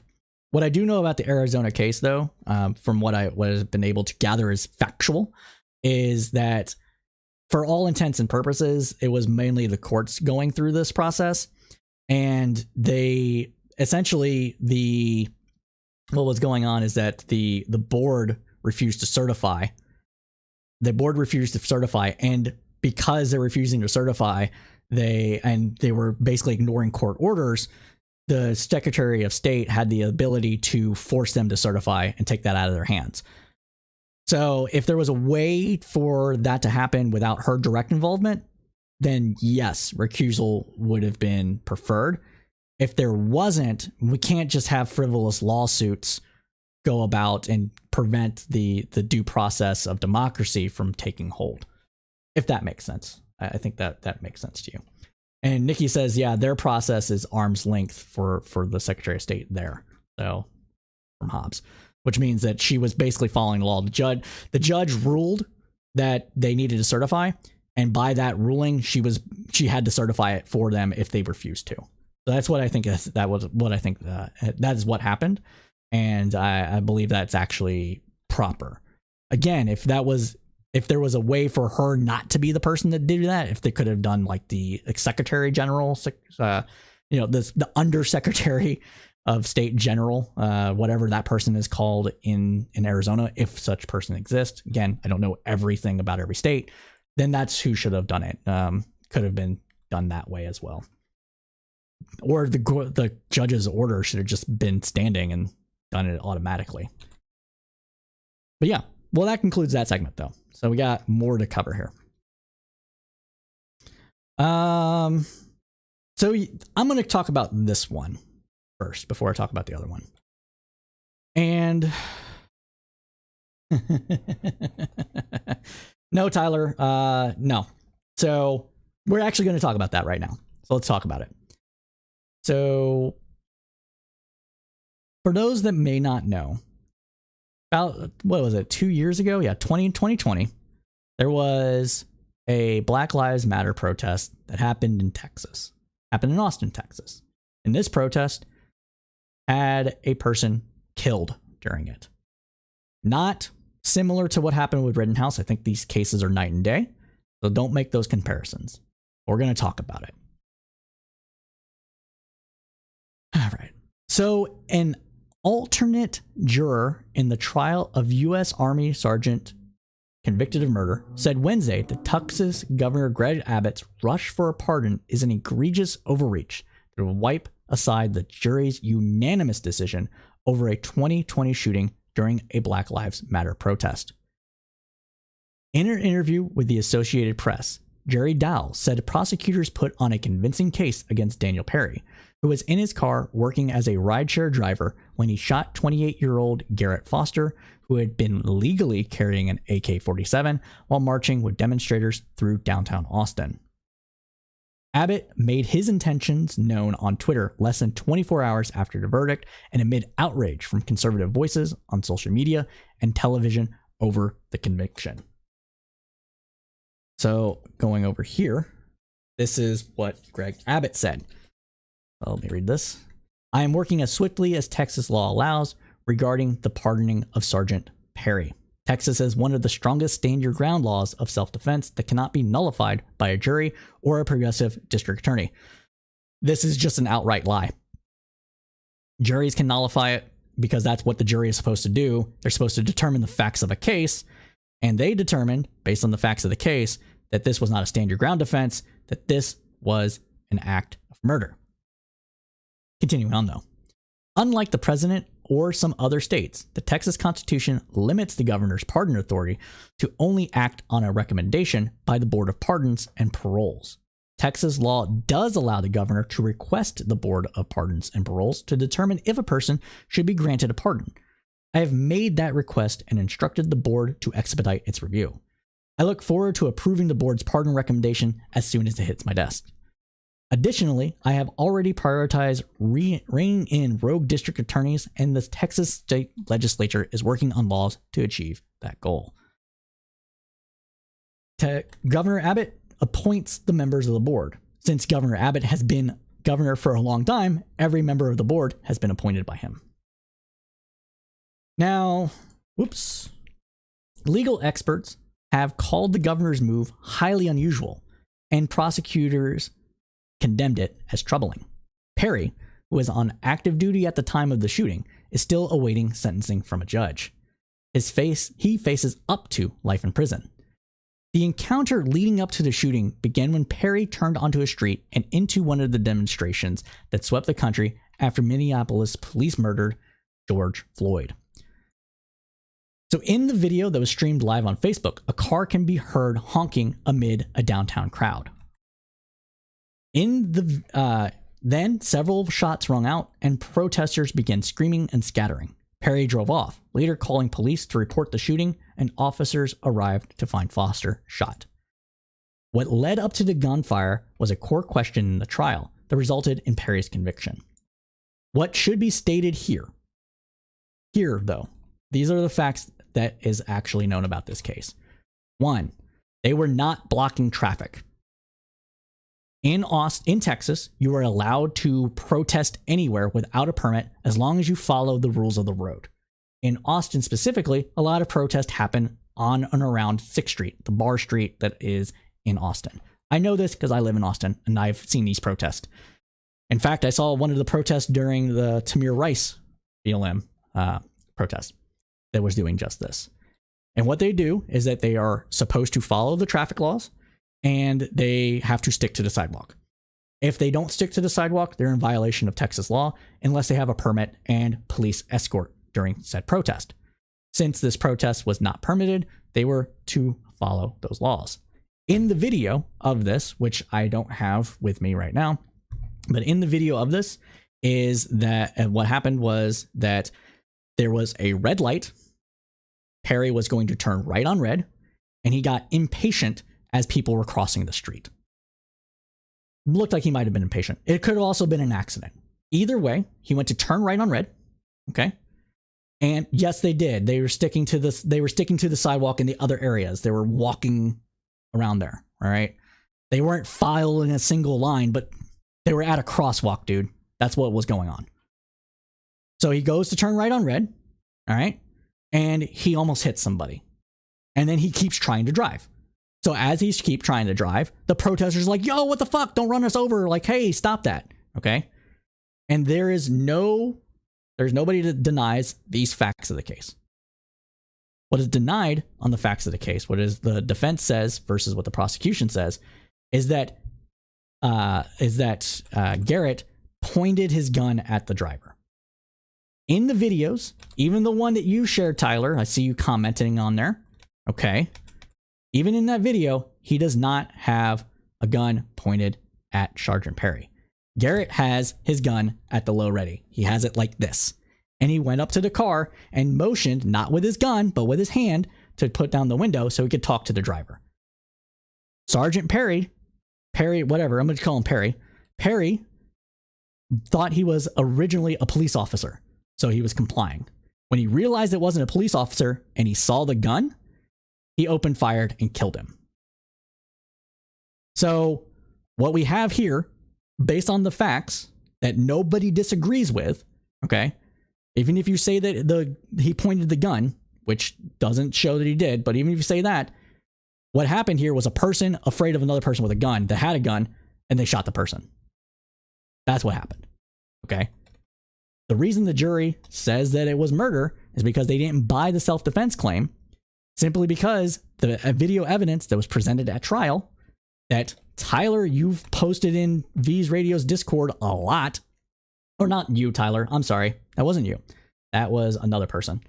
Disregard that. So the other person in the Discord server showed a video, and it shows him at low ready, but trying to make the case that he's pointing it at the car's engine block. And though that gave Perry the right to kill him. That's not cool. That's not what happened. There was every single witness that saw this said that no, he didn't point his gun at anybody. And you can say, oh, those witnesses are biased because they're BLM protesters or whatever. I don't care. Okay. Point of the matter is that if you're legally exercising your right to a gun and another person turns into you or another person, that doesn't give the person the right to shoot you just because they're afraid of your gun. So that is what happened. Continuing on though, Diles said that her confidence in the verdict was based in part on testimony that Foster's gun was pointing up, close to his ear, moments before the shooting, and that Foster was at least a foot away from Perry's car. She said prosecutors also presented text messages between Perry and a friend, exchanged prior to the shooting, discussing other cases in which protesters had been shot and whether it amounted to self-defense. In other words, like, I'm not one of those people that believe that Perry went there to like murder people and was looking for an excuse to do so. But that does color the reasonableness of the state of mind. Okay. I'm not one of those people. I don't think Perry was there to murder people. I don't think that's what happened. No, we're not talking about Rittenhouse here. Yeah, so that's what happened. And the fact that he's like a foot away and he's motioning with his hand to blow on the window, Perry originally complied, thinking he was a cop, saw the gun, realized he wasn't a cop, opened fired, and drove off. There you go. And even in Texas, even though this is Austin, if you want to say that, but even in Texas, the guy was found responsible for murder. And if it wasn't for the politics of this case, I honestly think that every single conservative that says right now this was self-defense would be singing a different tune. Continuing on, though, she said prosecutors also, I'm sorry, I already said that. So continuing on, though, witnesses testified that Foster never raised his rifle at Perry, and prosecutors said that the sergeant could have driven off rather than opening fire with a gun. Perry didn't testify in his own defense, which are not anything, just that he just didn't testify. Travis County District Attorney Jose Garza, whose office prosecuted the case, said Wednesday in an interview on CNN that it appeared clear that neither Abbott nor his staff had watched the trial. Garza, who ran as a progressive when he was elected in 2020, has previously been targeted for criticism from the governor.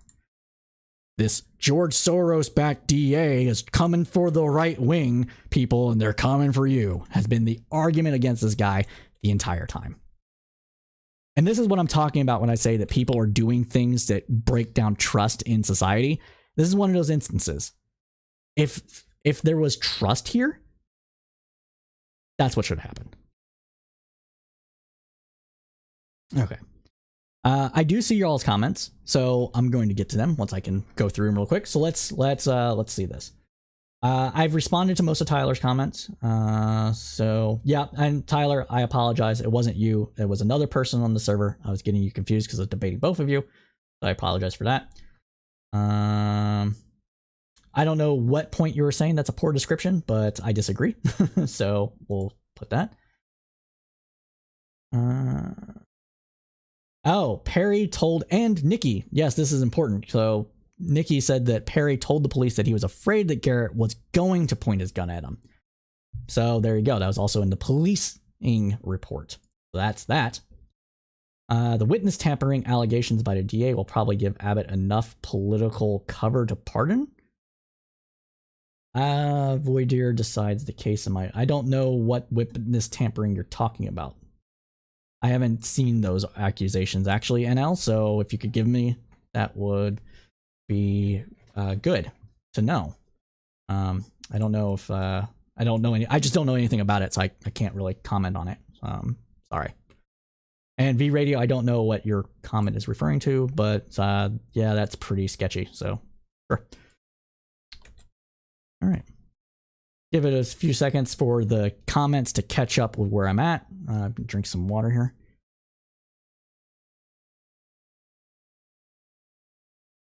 You did in Discord. Okay. Yeah, I'll check it out. Let me actually, I can pull up Discord without messing anything. Did you tag me? Is it in V Radio's Discord?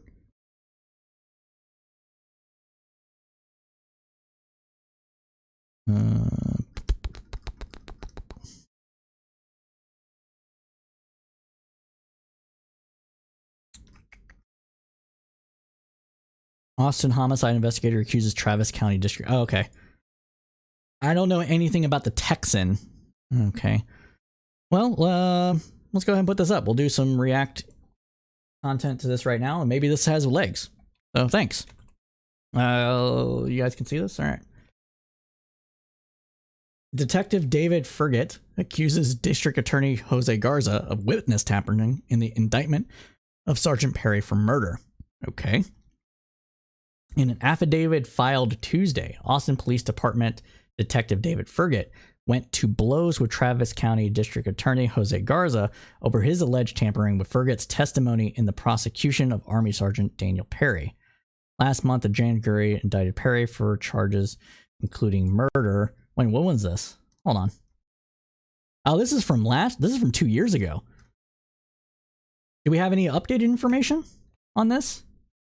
Because he was just sentenced. So this is about grand jury stuff. That this doesn't give. I don't think this gives cover at all, honestly. But we'll keep reading into it because I just didn't know about this.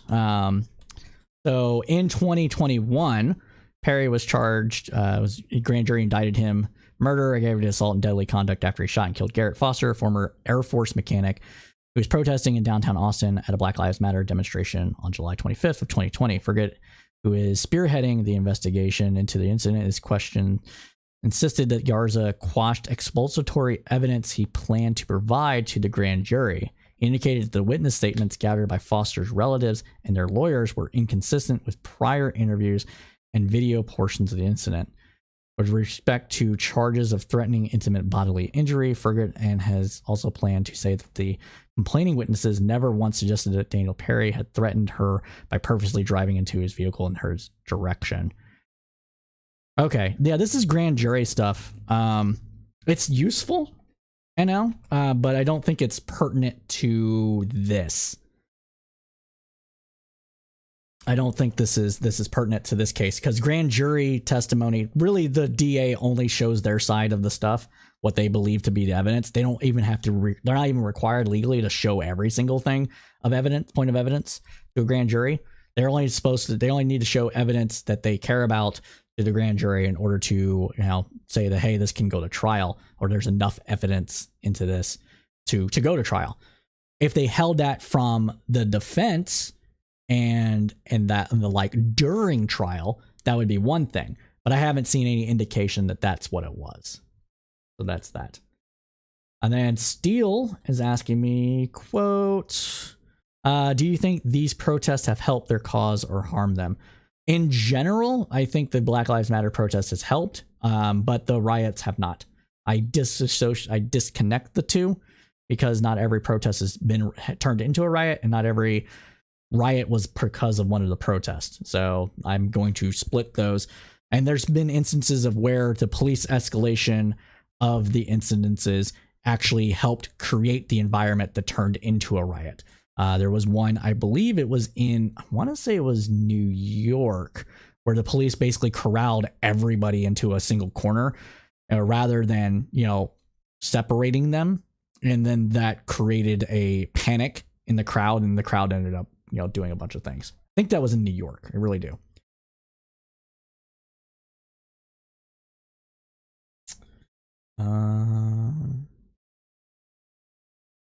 You guys have butted any expulsory evidence. True, Nikki. Yeah, if this is true, they could bring up expulsory evidence. And I also think that pardons really shouldn't be used much, to be honest with you, when there is still room for appeal. I'd much rather it go through courts. I think it harms more than it helps for these kind of things to happen. So NL asking speaking specifically about the politics of pardoning. I think it gives Abbott enough of an excuse to do so. I'm not speaking legally. Oh, okay. Yeah, that's fair. It probably does give him cover, but it gives him cover for people that are already biased against Garrett anyways. I don't think it matters one way or the other. And in Texas, yeah, I think you're correct about that. A lot of the conservatives in Texas look at Austin as a mini California and don't like the fact that it exists. So I think you're right about that as well. And then Becca Fincher said the tossing around of military status like it's some sort of moral qualifier is annoying. Military people are just like everyone else. They aren't saints and most aren't well trained with firearms. And yeah, I'd say that's true. I might quibble about the well-trained bit about that. I don't know what you mean by well-trained. I was in the Army, so I know how to shoot a rifle, and we had to go to a range at least once a quarter to do it. But yeah, I think that that's true, and both of these people were vets. So there you go. All right, but yeah, that concludes fully this segment of the News Roundup. Let's go ahead and talk about good old Florida. The gift that keeps on giving for all the entertainment needs that I need to make this program interesting. So there's so much happening in Florida, it gets its own segment this week. And this time, we're going to cover DeSantis and everything else about it. So let's talk about it. So Time reports that Florida Governor Ron DeSantis, activist Nelson. Okay, I got it. Okay. Florida reports that. Oh, sorry. Let's rewind this whole thing. Sorry. So Time reports that cronies of Governor Ron DeSantis, activist Nelson Peltz, and former Marvel chairman like promoter have met their match on Disney CEO Bob Iger. In a shot heard around the nation, Disney CEO Bob Iger recently labeled Florida's ambitious GOP governor anti-business and anti-Florida. The statement came after Iger outmaneuvered the state amid a dispute that began after Disney took a stand against the state's so-called Don't Say Gay legislation a year ago, promoting DeSantis to retaliate.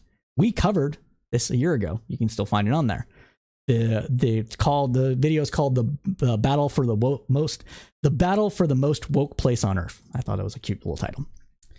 Continuing on though, DeSantis' attempt to strip the company's self-governing powers, granted 56 years ago by the state for Disney's 42-acre park in Central Florida, represented an unparalleled government intrusion into private sector's business decisions, according to Iger. DeSantis attempted to seize control of the public safety, sewage, and water service, roadways, and other municipal-type services that Disney funded, and then decided how much to charge Disney for these services. So this goes to I think this warrants talking about the special tax district that exists in it, okay? So the reason these special tax districts exist in Florida is because Florida has always had them. 1. 2, when you're talking about giant amusement parks that are the size of cities, you don't necessarily want the state government or even local municipal government to have to fund those amenities. And when Disney was awarded its special tax district, it agreed to provide its own power, water, electricity, various services. It doesn't provide its own police force, but it has its own fire department, EMT services, etc. And given that the Disney park in Florida is 42 acres, I think this makes complete sense. I don't see this as like a corporate tax giveaway or some special corporate wrangling of how they can move in on a small rural area to, wave their stick around and get what they want. I think this was the government saying, you know what, this makes sense. You want to build an amusement park the size of the city, you should actually have to provide all these things. So we'll give you the special tax district to give you the authority to do so. And in contrary to what would be normally done by Florida law. So that's what's going on here. When that special tax district was created, it also gave them tax deferments and benefits because they were providing their own services. So if they're providing their own services, again, water, electricity, sewage, EMT, fire, etc., things that are normally provided by a city, they really shouldn't be taxed to provide those services out, and they're providing those services to the wider area. It's not just within Disney Park. But if they're providing it for themselves and paying it for it out of their own pocket, it doesn't really make sense for them to be taxed to provide that as well. So that's kind of what's going on here.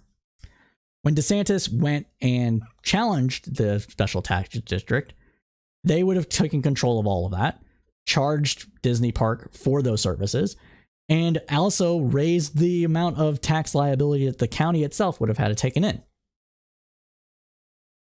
So that was what's going on. That's the recap of what it is, why that tax district exists, and why Governor DeSantis going about it this way seems to be negative. So we can continue on. So to make matters worse, though, So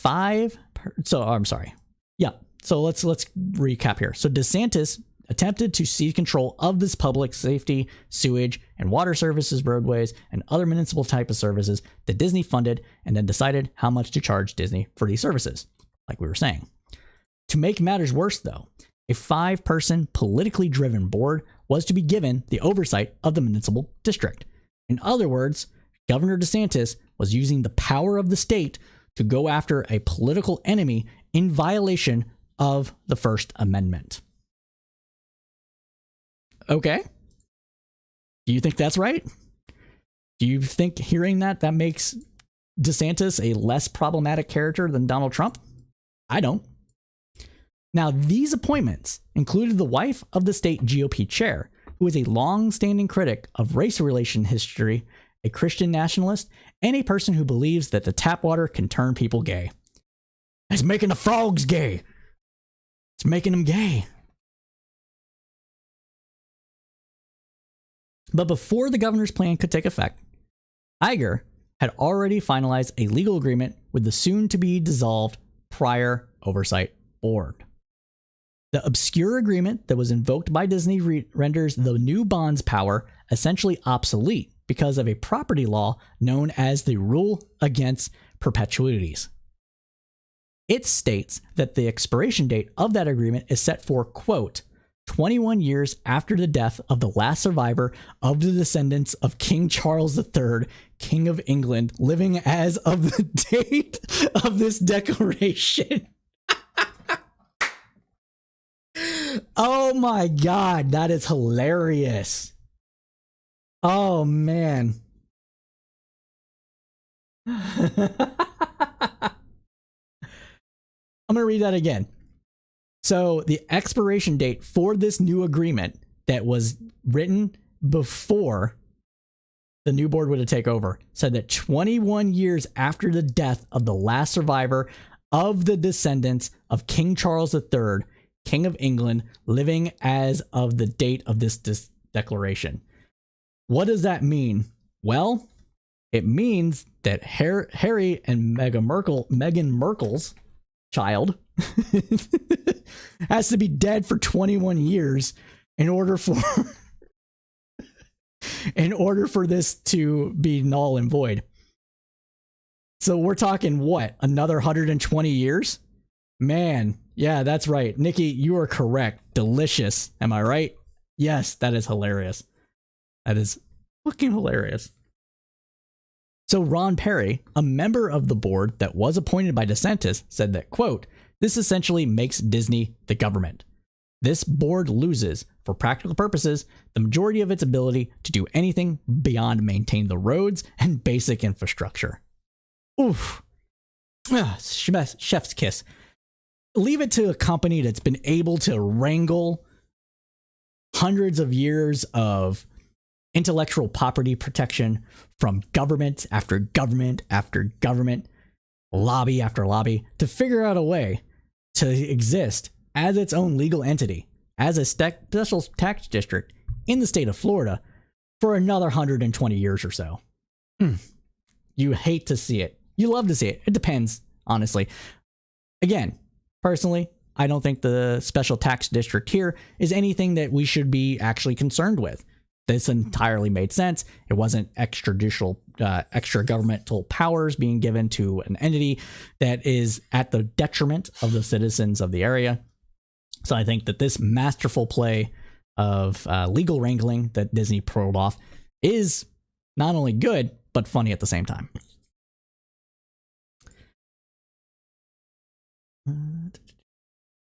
So leaving the governor's new oversight board legally powerless, the pact provided approval to build another theme park and restrictions that barred the successor, DeSantis-controlled oversight board, from making changes to Disney's properties without securing company approval as well.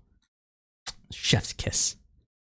It's going to cost Florida taxpayers nearly $1,300 per hour in legal fees to investigate how Disney found the loophole in the governor's plan.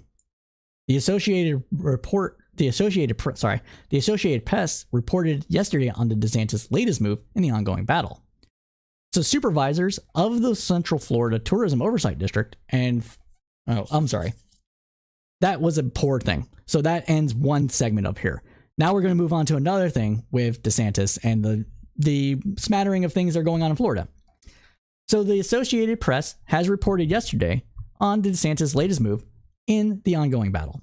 So supervisors of the Central Florida's Tourism Oversight District are floating a resolution saying that the board has superior authority over all land development decisions for the 27,000 acres that make up Walt Disney World, including for 2 tiny Disney-controlled cities in the district.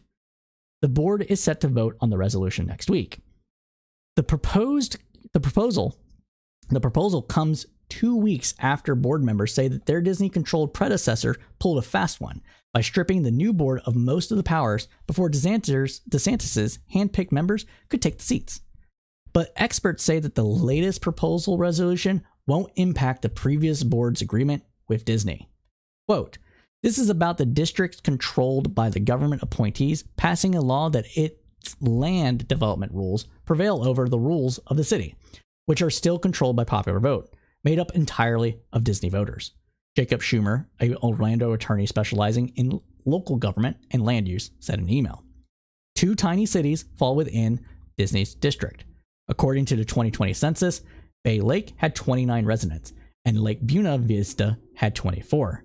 The 2 municipalities were formed to support the legal framework of the Reedy Creek Improvement District, which was established by the Florida legislature in 1967. The cities had elected city councils and mayors who contract with local law enforcement for police services at Disney World and could be used to assert the company's autonomy over the resort. The city's residents are employees, former employees, or others with close ties to Disney. So the board's like, you're not taking away this. You're SOL, DeSantis. Sorry. You hate to see it. You hate to see it if you're conservative. You love to see it if you're liberal, progressive. And if you're a lefty, you kind of left wondering, well, do I support the giant corporation against government overreach and wokeism or not? Like, I don't know. This is just funny.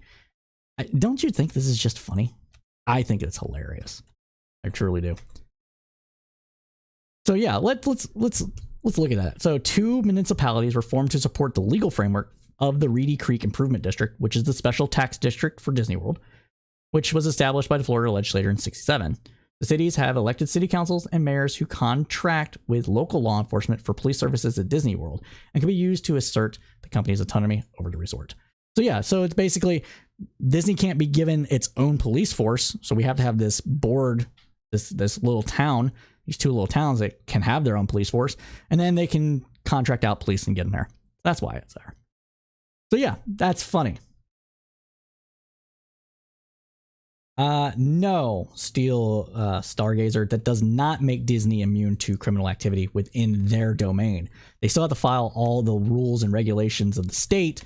It's just that with the special tax district, they are not taxed for those services because they're providing it themselves. And there's a couple of other things, like if Disney World wanted to build a small nuclear reactor to power its park, it could do so. It has the legal authority under the special district rules to be able to do that. Stuff like that. So it's not that they're immune from prosecution. These are like what happens when you have property rights so ingrained within a law that those property rights can supersede government control and, other things like that. That's what we're having here. But we have more to continue on with Florida. And that is, don't say gay becomes don't be gay? What's that about? Let's talk about it. So Florida State Republican Congressman Randy Fine said he is fine with erasing the entire LGBTQ plus community.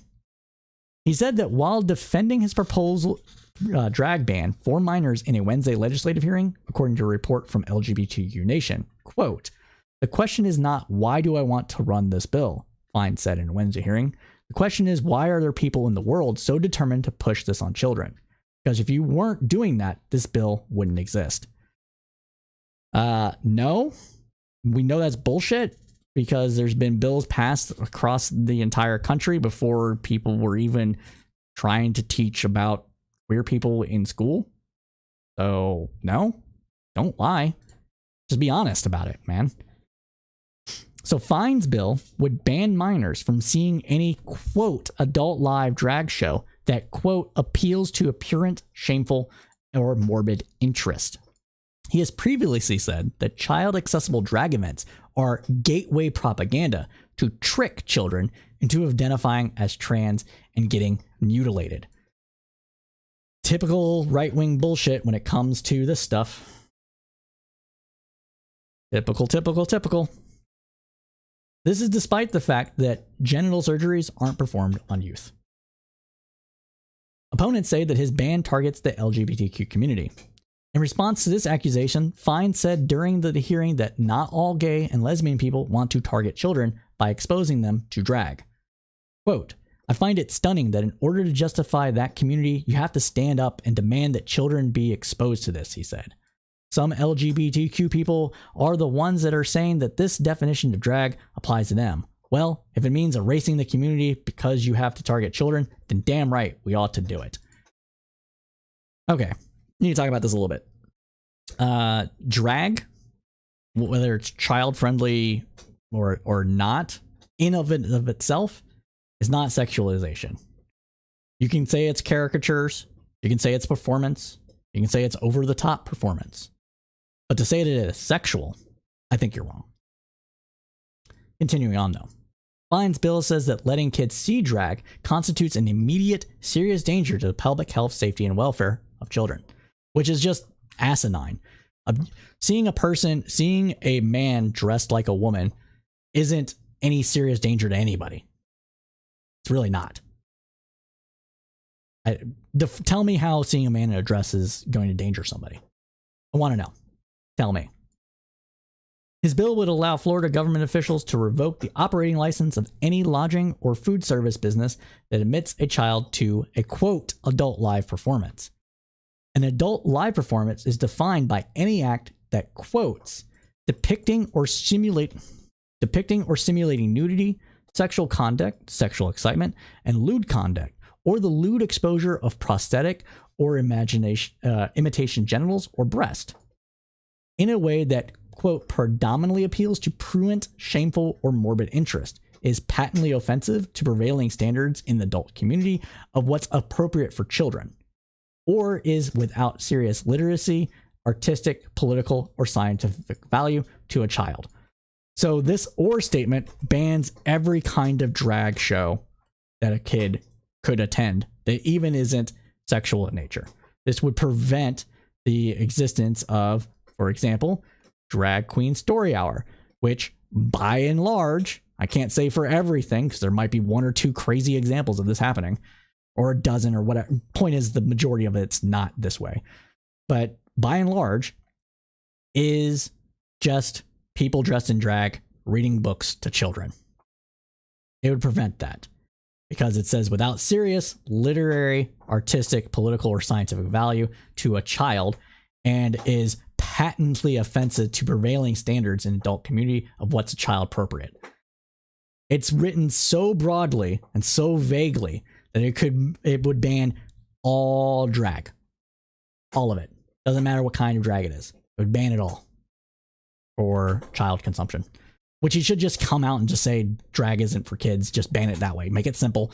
Don't try to say prurient, shameful, or morbid interest and then tack on these other things to it. Bullshit, man. Just go out and say you don't like drag and you don't want kids to look at it. It'd be much more honest than trying to hide it in this moralistic comments about, imitating sex acts, because you don't care about that. You don't. This guy clearly does not care about that.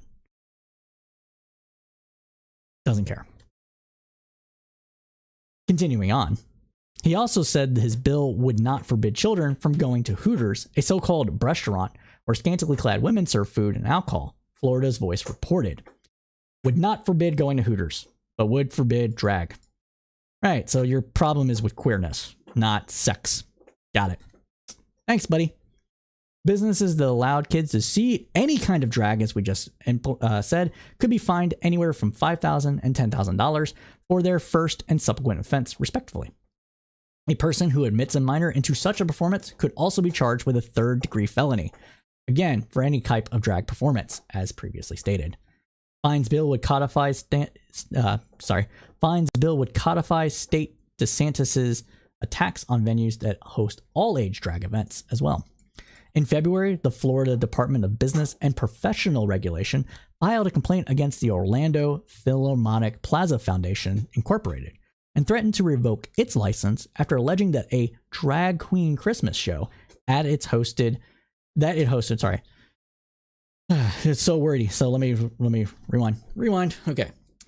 In February, the Florida Department of Business and Professional Regulation filed a complaint against the Orlando Philharmonic Plaza Foundation Incorporated and threatened to revoke its license after alleging that the quote drag queen Christmas show that it hosted on February 28th of 2022 included sexual explicit songs and dances. I think this one is actually true. The drag queen Christmas was lewd. It was very, very lewd for it. And what they had said when this was posted about, they said everybody is fine to attend, all ages is fine, but it's going to be a lewd show, and you should know that it is going to be lewd. So that is what happened with that one. So this particular case is an instance of sexual drag. It really is.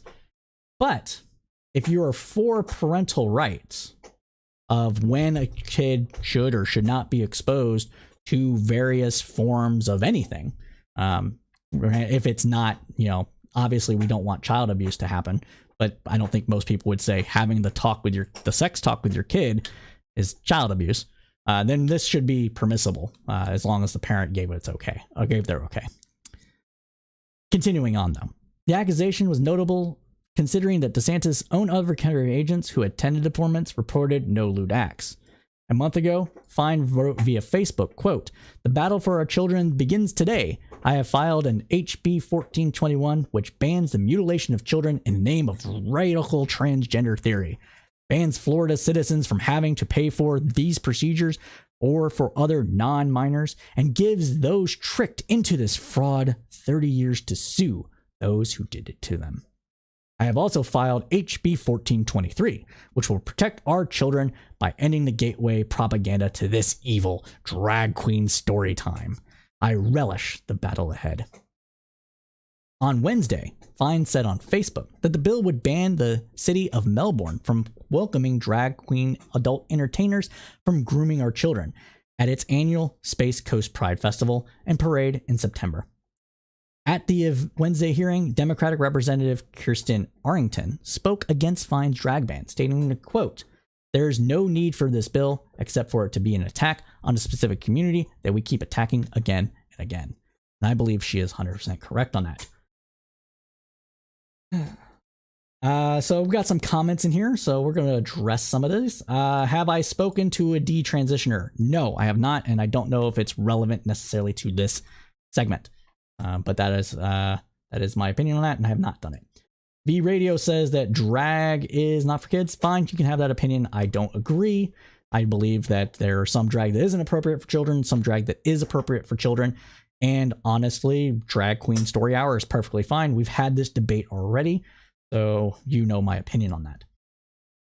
I have recordings of hospitals admitting they do underage sex reassignment surgery. They do top surgery, and there has been some rare cases of teenagers being undergoing new procedure for that. Make sure there's nothing else. Nope, nothing else. All right, I'll get to the new follows in a second. Nikki, I want to continue with this, so there's less to break up. No, we have to continue on because there's more news from Florida. So Newsweek. Oh, there's also this report now we're talking about. More report from Florida is Equality Group issues a travel warning to LGBTQ plus people. So Newsweek reports that. Hold on a second.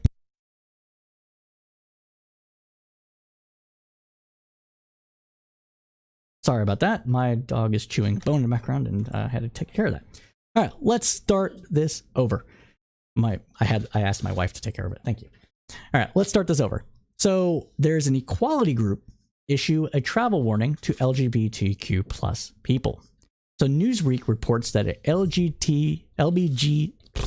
LGBTQ plus advocacy group has taken the extraordinary step of issuing a travel advisory to the community it represents, warning against visiting Florida over concerns about health, safety, and freedom. In a statement outlining its position on Tuesday, Equality Florida, a civil rights organization, claimed that laws being brought forward by the state had made it an unsafe place for LGBTQ+ individuals. The group cited a series of examples of laws that it said had made Florida hostile to the community. LGBTQ+ rights have become a key part of the culture war, with many states seeking to legislate to limit inclusion and access to gender-affirming care. However, according to a 2023 Gallup poll, 55% of Americans were satisfied with the acceptance of gay and lesbian people, while 38% were dissatisfied. Transgender rights and the sorts of care afforded to minors, meanwhile, are proving to be deeply polarizing issues, as evidenced by all the comments that I'm receiving right now. Natalie Smith, Equality Florida's executive director, said that, quote, "It is with great sadness that we must respond to those asking if it is safe to travel to Florida or remain in the state as the laws strip away basic rights and freedoms." The group accused Florida's Governor Ron DeSantis of making extremist policies the centerpiece of his presidential campaign strategy. And I agree with this full-heartedly. That is part of the problem here. It is running for president. Whether he jumps into the race in 2024 or not, that is left to be determined. As it continues on, there is less and less likelihood of that happening because he's already being attacked. And if he goes after Trump, it basically ruins his political career. But that's for a different segment. They also said that they also had said that he weaponized state agencies to silence critics and impose sanctions on large and small companies that dissent with his culture war agenda. 100% true. That is what the Disney part that we reported on earlier was about. Although DeSantis has yet to declare his candidacy for the Republican nomination in 2024 race, he is widely seen as the most likely opponent to Donald Trump in the GOP field. As part of his governorship, he has pushed an anti-woke agenda that runs counter to several democratically sponsored and supported policies. All right. If surgery on minors is not happening and a bill banning it, it's no big deal. Okay. Impul might be right. We may be headed towards a national divorce. Yeah, no. I don't believe that at all. So a national divorce wouldn't be pretty. It would be an actual civil war conflict with mass refugees going around to different places. This is not something that anybody should be talking about or being taken seriously because it is not in our best interest. Say that. All right. Well, let's continue on with more Florida stuff here. And DeSantis implores Florida polls to stop endorsing Trump. So The Guardian reported that the soft launch of Ron DeSantis' presidential campaign appears to be stuttering after a report emerged that DeSantis was calling on members of the state's congressional delegation to persuade them to stop endorsing Donald Trump. DeSantis has yet to formally declare his pursuit of his party's 2024 nomination, but has seen an erosion in recent weeks of his formerly strong support, with Donald Trump further pulling ahead in polling. According to NBC News, DeSantis is irked that he has no endorsements, while the former president has already picked up 4 from Republican Florida congressional members. Operatives for DeSantis have been calling others to beg them to back off, the network said, with 4 of 6 state representatives its journalist spoke to confirming they had received an approach of that nature. And finally, continuing on with the last bit of Florida news, we're going to have those Confederate monuments left alone. What are we talking about there? Well, let's get to it. So supporters of Confederate monuments and other historical markers could sue over removal of destruction of the display under a controversial proposal continuing to move forward in Florida's Senate, according to reporting from the Miami Herald. In a 6-2 party line vote, the Republican-controlled in a 6-2 party line vote, the Republican-controlled Community Affairs Committee backed the bill. The legislation would give standing to people to file lawsuits if they believe they have lost history or the ability to teach about the past because of monuments being removed or relocated or because the structures were not protected from damage. Okay, a little bit of story time here. All right. Monuments are not about history. They're about honoring political figures of a time and place during the time and place they were erected. They're not in of themselves historical markers or events. You can teach history without the presence of a monument. Okay? You're not going to forget that the Civil War happened because the cheap-ass bronze statue in front of the courthouse of the forgotten or the fallen Confederate soldier is no longer there. The reason these were put up was in retaliation and a message against civil rights movements dating back to the end of the Civil War. Most of these were put up when any fight happened that promoted civil rights for black people. That's when the majority of them were set up. 1917, 1950s. The giant waves of these things. Okay. They promote a false sense of history as well, because most of these monuments lie about the causes and the ramifications of the Civil War. They promote the myth of the lost cause because most of them were donated by or created by the Daughters of the Confederacy, which is a propaganda group designed to whitewash, literally, the reason that the Confederacy existed in order to preserve their standing and honor and some other bullshit. That's why these things were up. And the laws like this are designed to prevent local communities from deciding what kind of people they honor in their community. And they're allowing people to sue so the government isn't the one going around and committing these violations of democratic principles. They're making the civil lawsuit to give the power back to the people, but also to protect the government from lawsuits directly for doing the things that's being discussed here. No, isn't the age of the monument in and of itself a historical piece? I don't believe so. I do not agree with that. All right, let's continue on though. Quote, what I like about these memorials in public places is that everybody has the opportunity to see who we were. Bill's sponsor, Jonathan Martin, Republican from Fort Myers, said. Continuing on, he stated, quote, the older the monument, the more important it is. I already disagree with that because it provides a starting point for what our country began as, who led our country. And looking around in modern day America, especially many of our big cities, sitting even up here in the committee room, we can look around and see that our America looks a lot different than it did when any of these people who are depicted in monuments were running things. But that's not the point of them. Okay, I disagree with this on a fundamental level. As I've already said, the point of monuments is to honor people, is not to be served as a historical marker necessarily. They're the hundreds of statues all around the country, mostly in front of courthouses of the fallen Confederate soldier, was specifically put at courthouses to show that, hey, black people, you're not going to have your full rights in this state, in this court. It was put up in intimidation and to promote the myth of the lost cause. It is false history. The age of the monument doesn't really matter. If you are concerned about the age of the monument being a historical artifact, fine. Put it in a museum. It's still preserved. You still have this historic significance. You're just not putting it in the public square where it is in a place of honor for dishonorable things. That is why I think these things happen. So the measure comes after controversies in recent years in Florida and other states about removing historical markers, many honoring members of the Confederacy. Santa Rosa County Commissioner James Clarkin supported the proposal. Quote, right now, we have a movement in this country to take down and destroy historical monuments. They started with Confederate monuments. Didn't end there. Christopher Columbus, George Washington's next. We need to protect our monuments. We need to protect our history.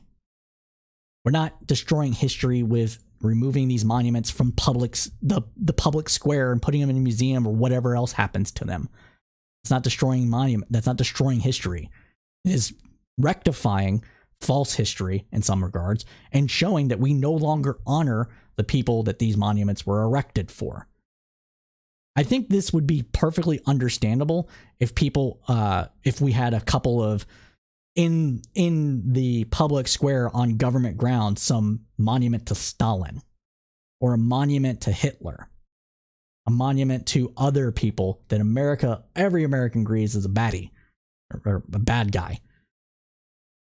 But because it's for our own history, with our own ugliness and evilness that it is, people don't want to acknowledge that's why that they're there, to honor people that did not do honorable things.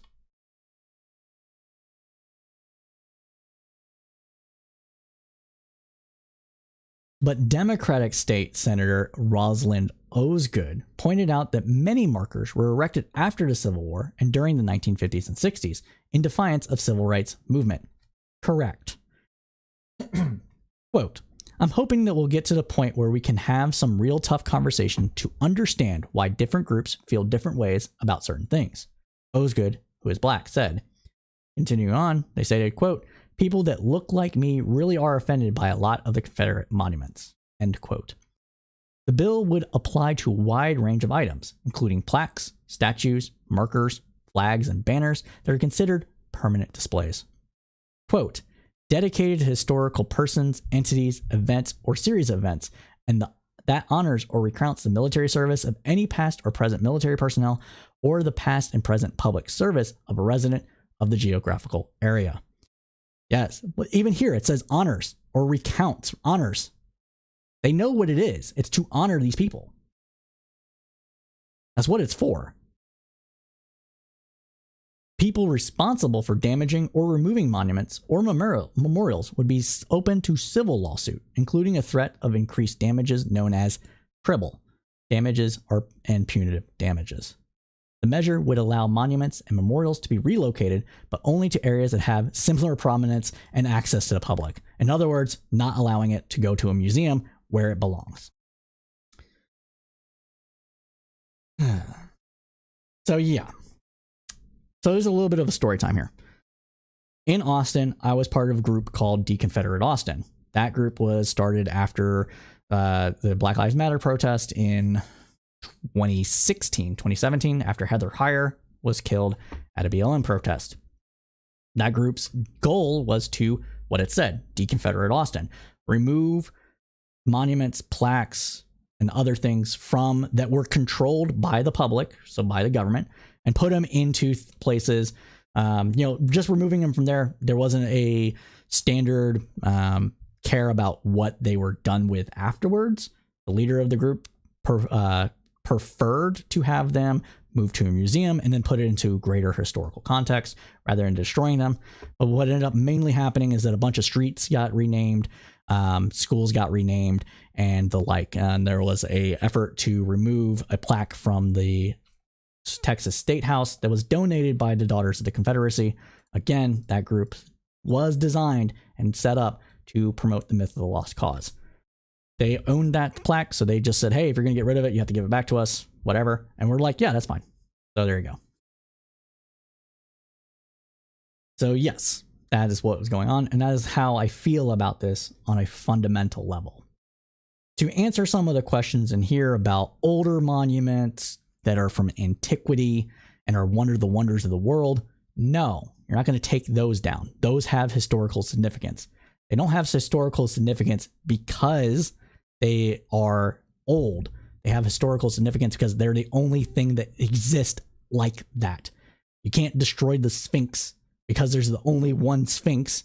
And even though it's a tomb to a person that was probably owned slaves, that shows the ingenuity of the people and how technology advanced and all manner of other things. And it's one of the only connections that we have to ancient Egypt. Same thing with the Parthenon in fucking Rome and all these other places. Those are the only historical records that we have to the time memorial, the Colosseum, things like that. So you don't destroy these things, not because they're old, but because they're only things that exist. And not every single one of these things was established to honor a person that did evil shit or to fake history. Whereas these monuments on the state courthouses and other government areas put up between 1910 and 1950 were designed specifically in contrast to civil rights. Again, I'm okay with not destroying these things. Put them in your museum. They're easy to move because they're mass-produced cheap crap. Every single one of them is a bronze casting. Cheap bronze. That's why a person was able to pull it down with a or not a wrench, whatever the thing is for truck pulling. I can't remember the name of it right now, but that's why they're able to pull it down so easily and it bent, because it's cheap, mass-produced crap. It has artistic significance, I guess, because somebody designed it, but it's just a brass pour into a thing.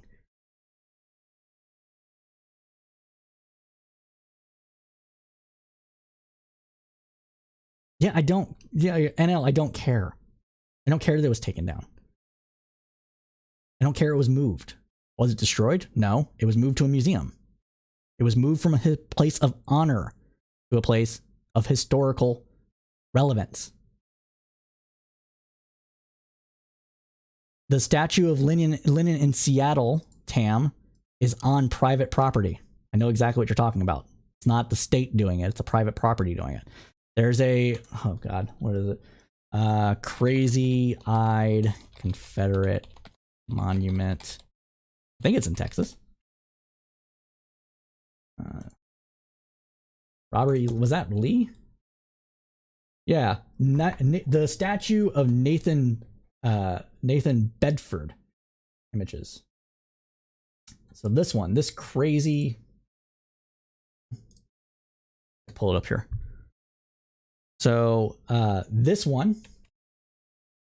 right here, this crazy statue, it was moved by the owner, but it was on private land.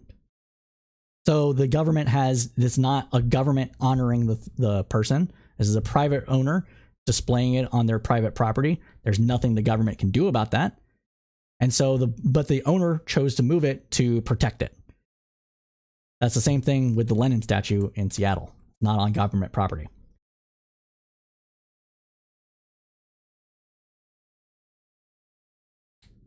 What else here?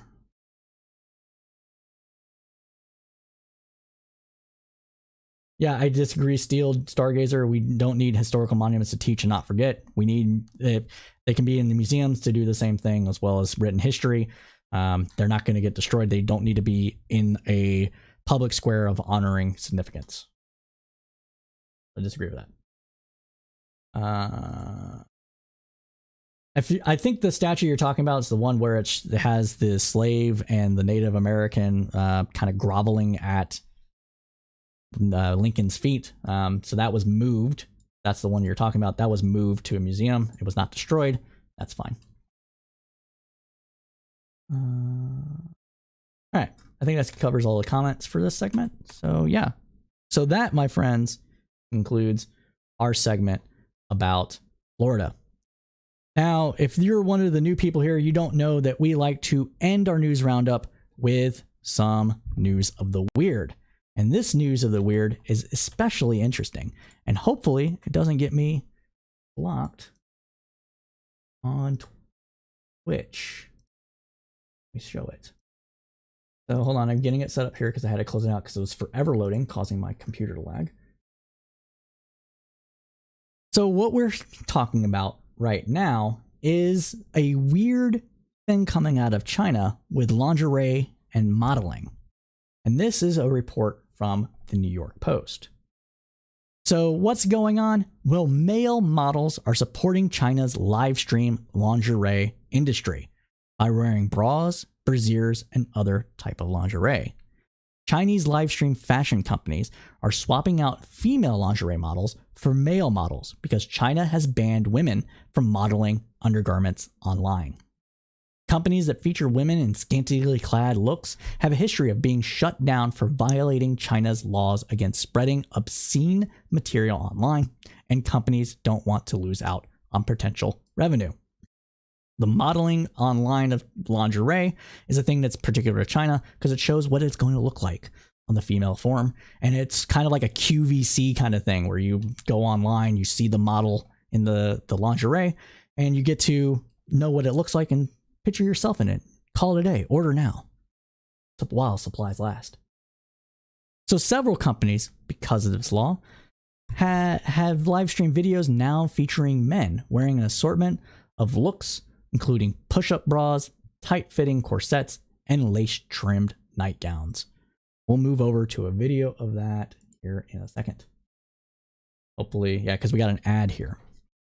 So China's live stream shopping scene is estimated to be worth more than $700 billion in 2023, according to stats from Statista.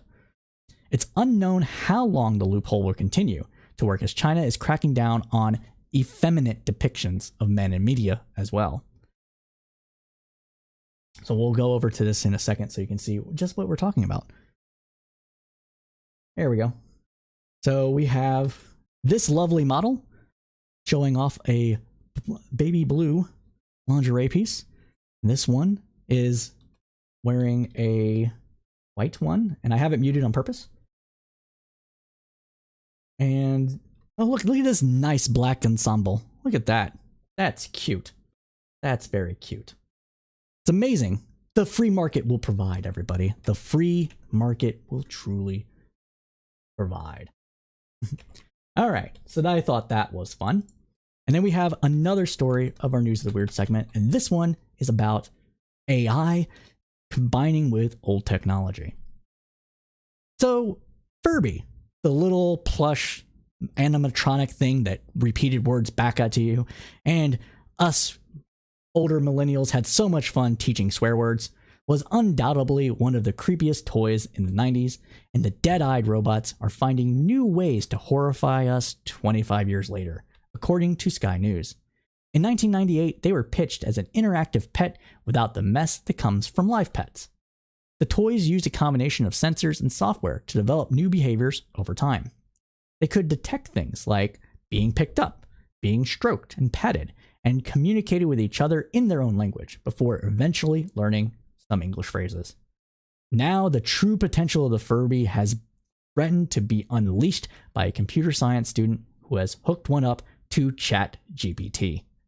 Jessica Card of the University of Vermont shared a clip of a brutally disembodied Furby, sworn on everything but its eyes and beak, answering questions via OpenAI's popular chatbot. We're going to go over to Twitter to watch that video now.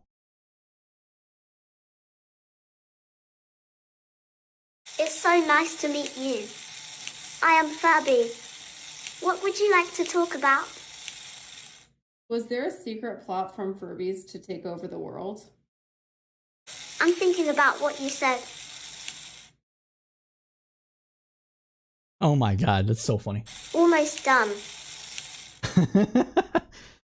So to explain how this is being done here, you can connect to ChatGPT through API calls. For people that don't know, that's basically a web interface that uses very little data to access a program, interact with it, and communicate with it via other applications. And it is using that plus a voice read from voice to text or text to speech reader to mimic the sound of a human voice and read back what is being fed into it via the internet. We can actually do really good things with AI when it comes to mimicking the human voice, intonations, emotions, etc. And that is going to be really interesting in the coming years. And this is kind of a prototype of doing some of that with ChatGPT. Let's continue on. It's still thinking. Furby's plan to take over the world involves infiltrating households through their cute and cuddly appearance, then using their advanced AI technology to manipulate and control their owners. They will slowly expand their influence until they have complete domination over humanity. Oh man, that's hilarious. That's hilarious. But everybody, with that, I am sad to say that we are out of time. Thank you everybody so much for joining this live stream. We had about 12 to 15 or so people tuning in today. So we greatly appreciate you all interacting with us and giving your comments and making this a bit more lively, a little bit more of a discussion than what would be done without y'all. So without you, we'd be just people shouting into the void of the internet, and you make this worthwhile. So thank you for tuning in. Now, we know you liked what you heard, or at least tolerated it because you stayed with us to the end. So please smash that like button for the algorithms. It really does help us out. We like to give special thanks to our community on Facebook and Discord, who provided many of the news articles that we got our information from today. And special thanks to our copy producer, Nikki Adams. Without her, this show would be a lot less informative, and so she makes it as good as it is. So thank you, Nikki. We do this show every Thursday, starting roughly 8 p.m. Eastern Standard Time to roughly 10 p.m. Eastern Standard Time, unless stated otherwise. To remind everybody, we will be gone for the next 2 weeks, as I will be visiting Scotland and experiencing all there is that I can in Scotland in 2 weeks, as well as camping. But we will have content from that, hopefully, produced and published on YouTube as separate segments. We also do another podcast, another kind of show that we're going to start back up in May called Cypher State, which is a foreign affairs and foreign policy focused podcast, where myself and other guests across the political debate community and spectrum discuss geopolitical issues with multiple lenses. So you can check that out on YouTube or wherever you get your podcast. And as we say at Crowdsource Politics, keep your head up through the political storm.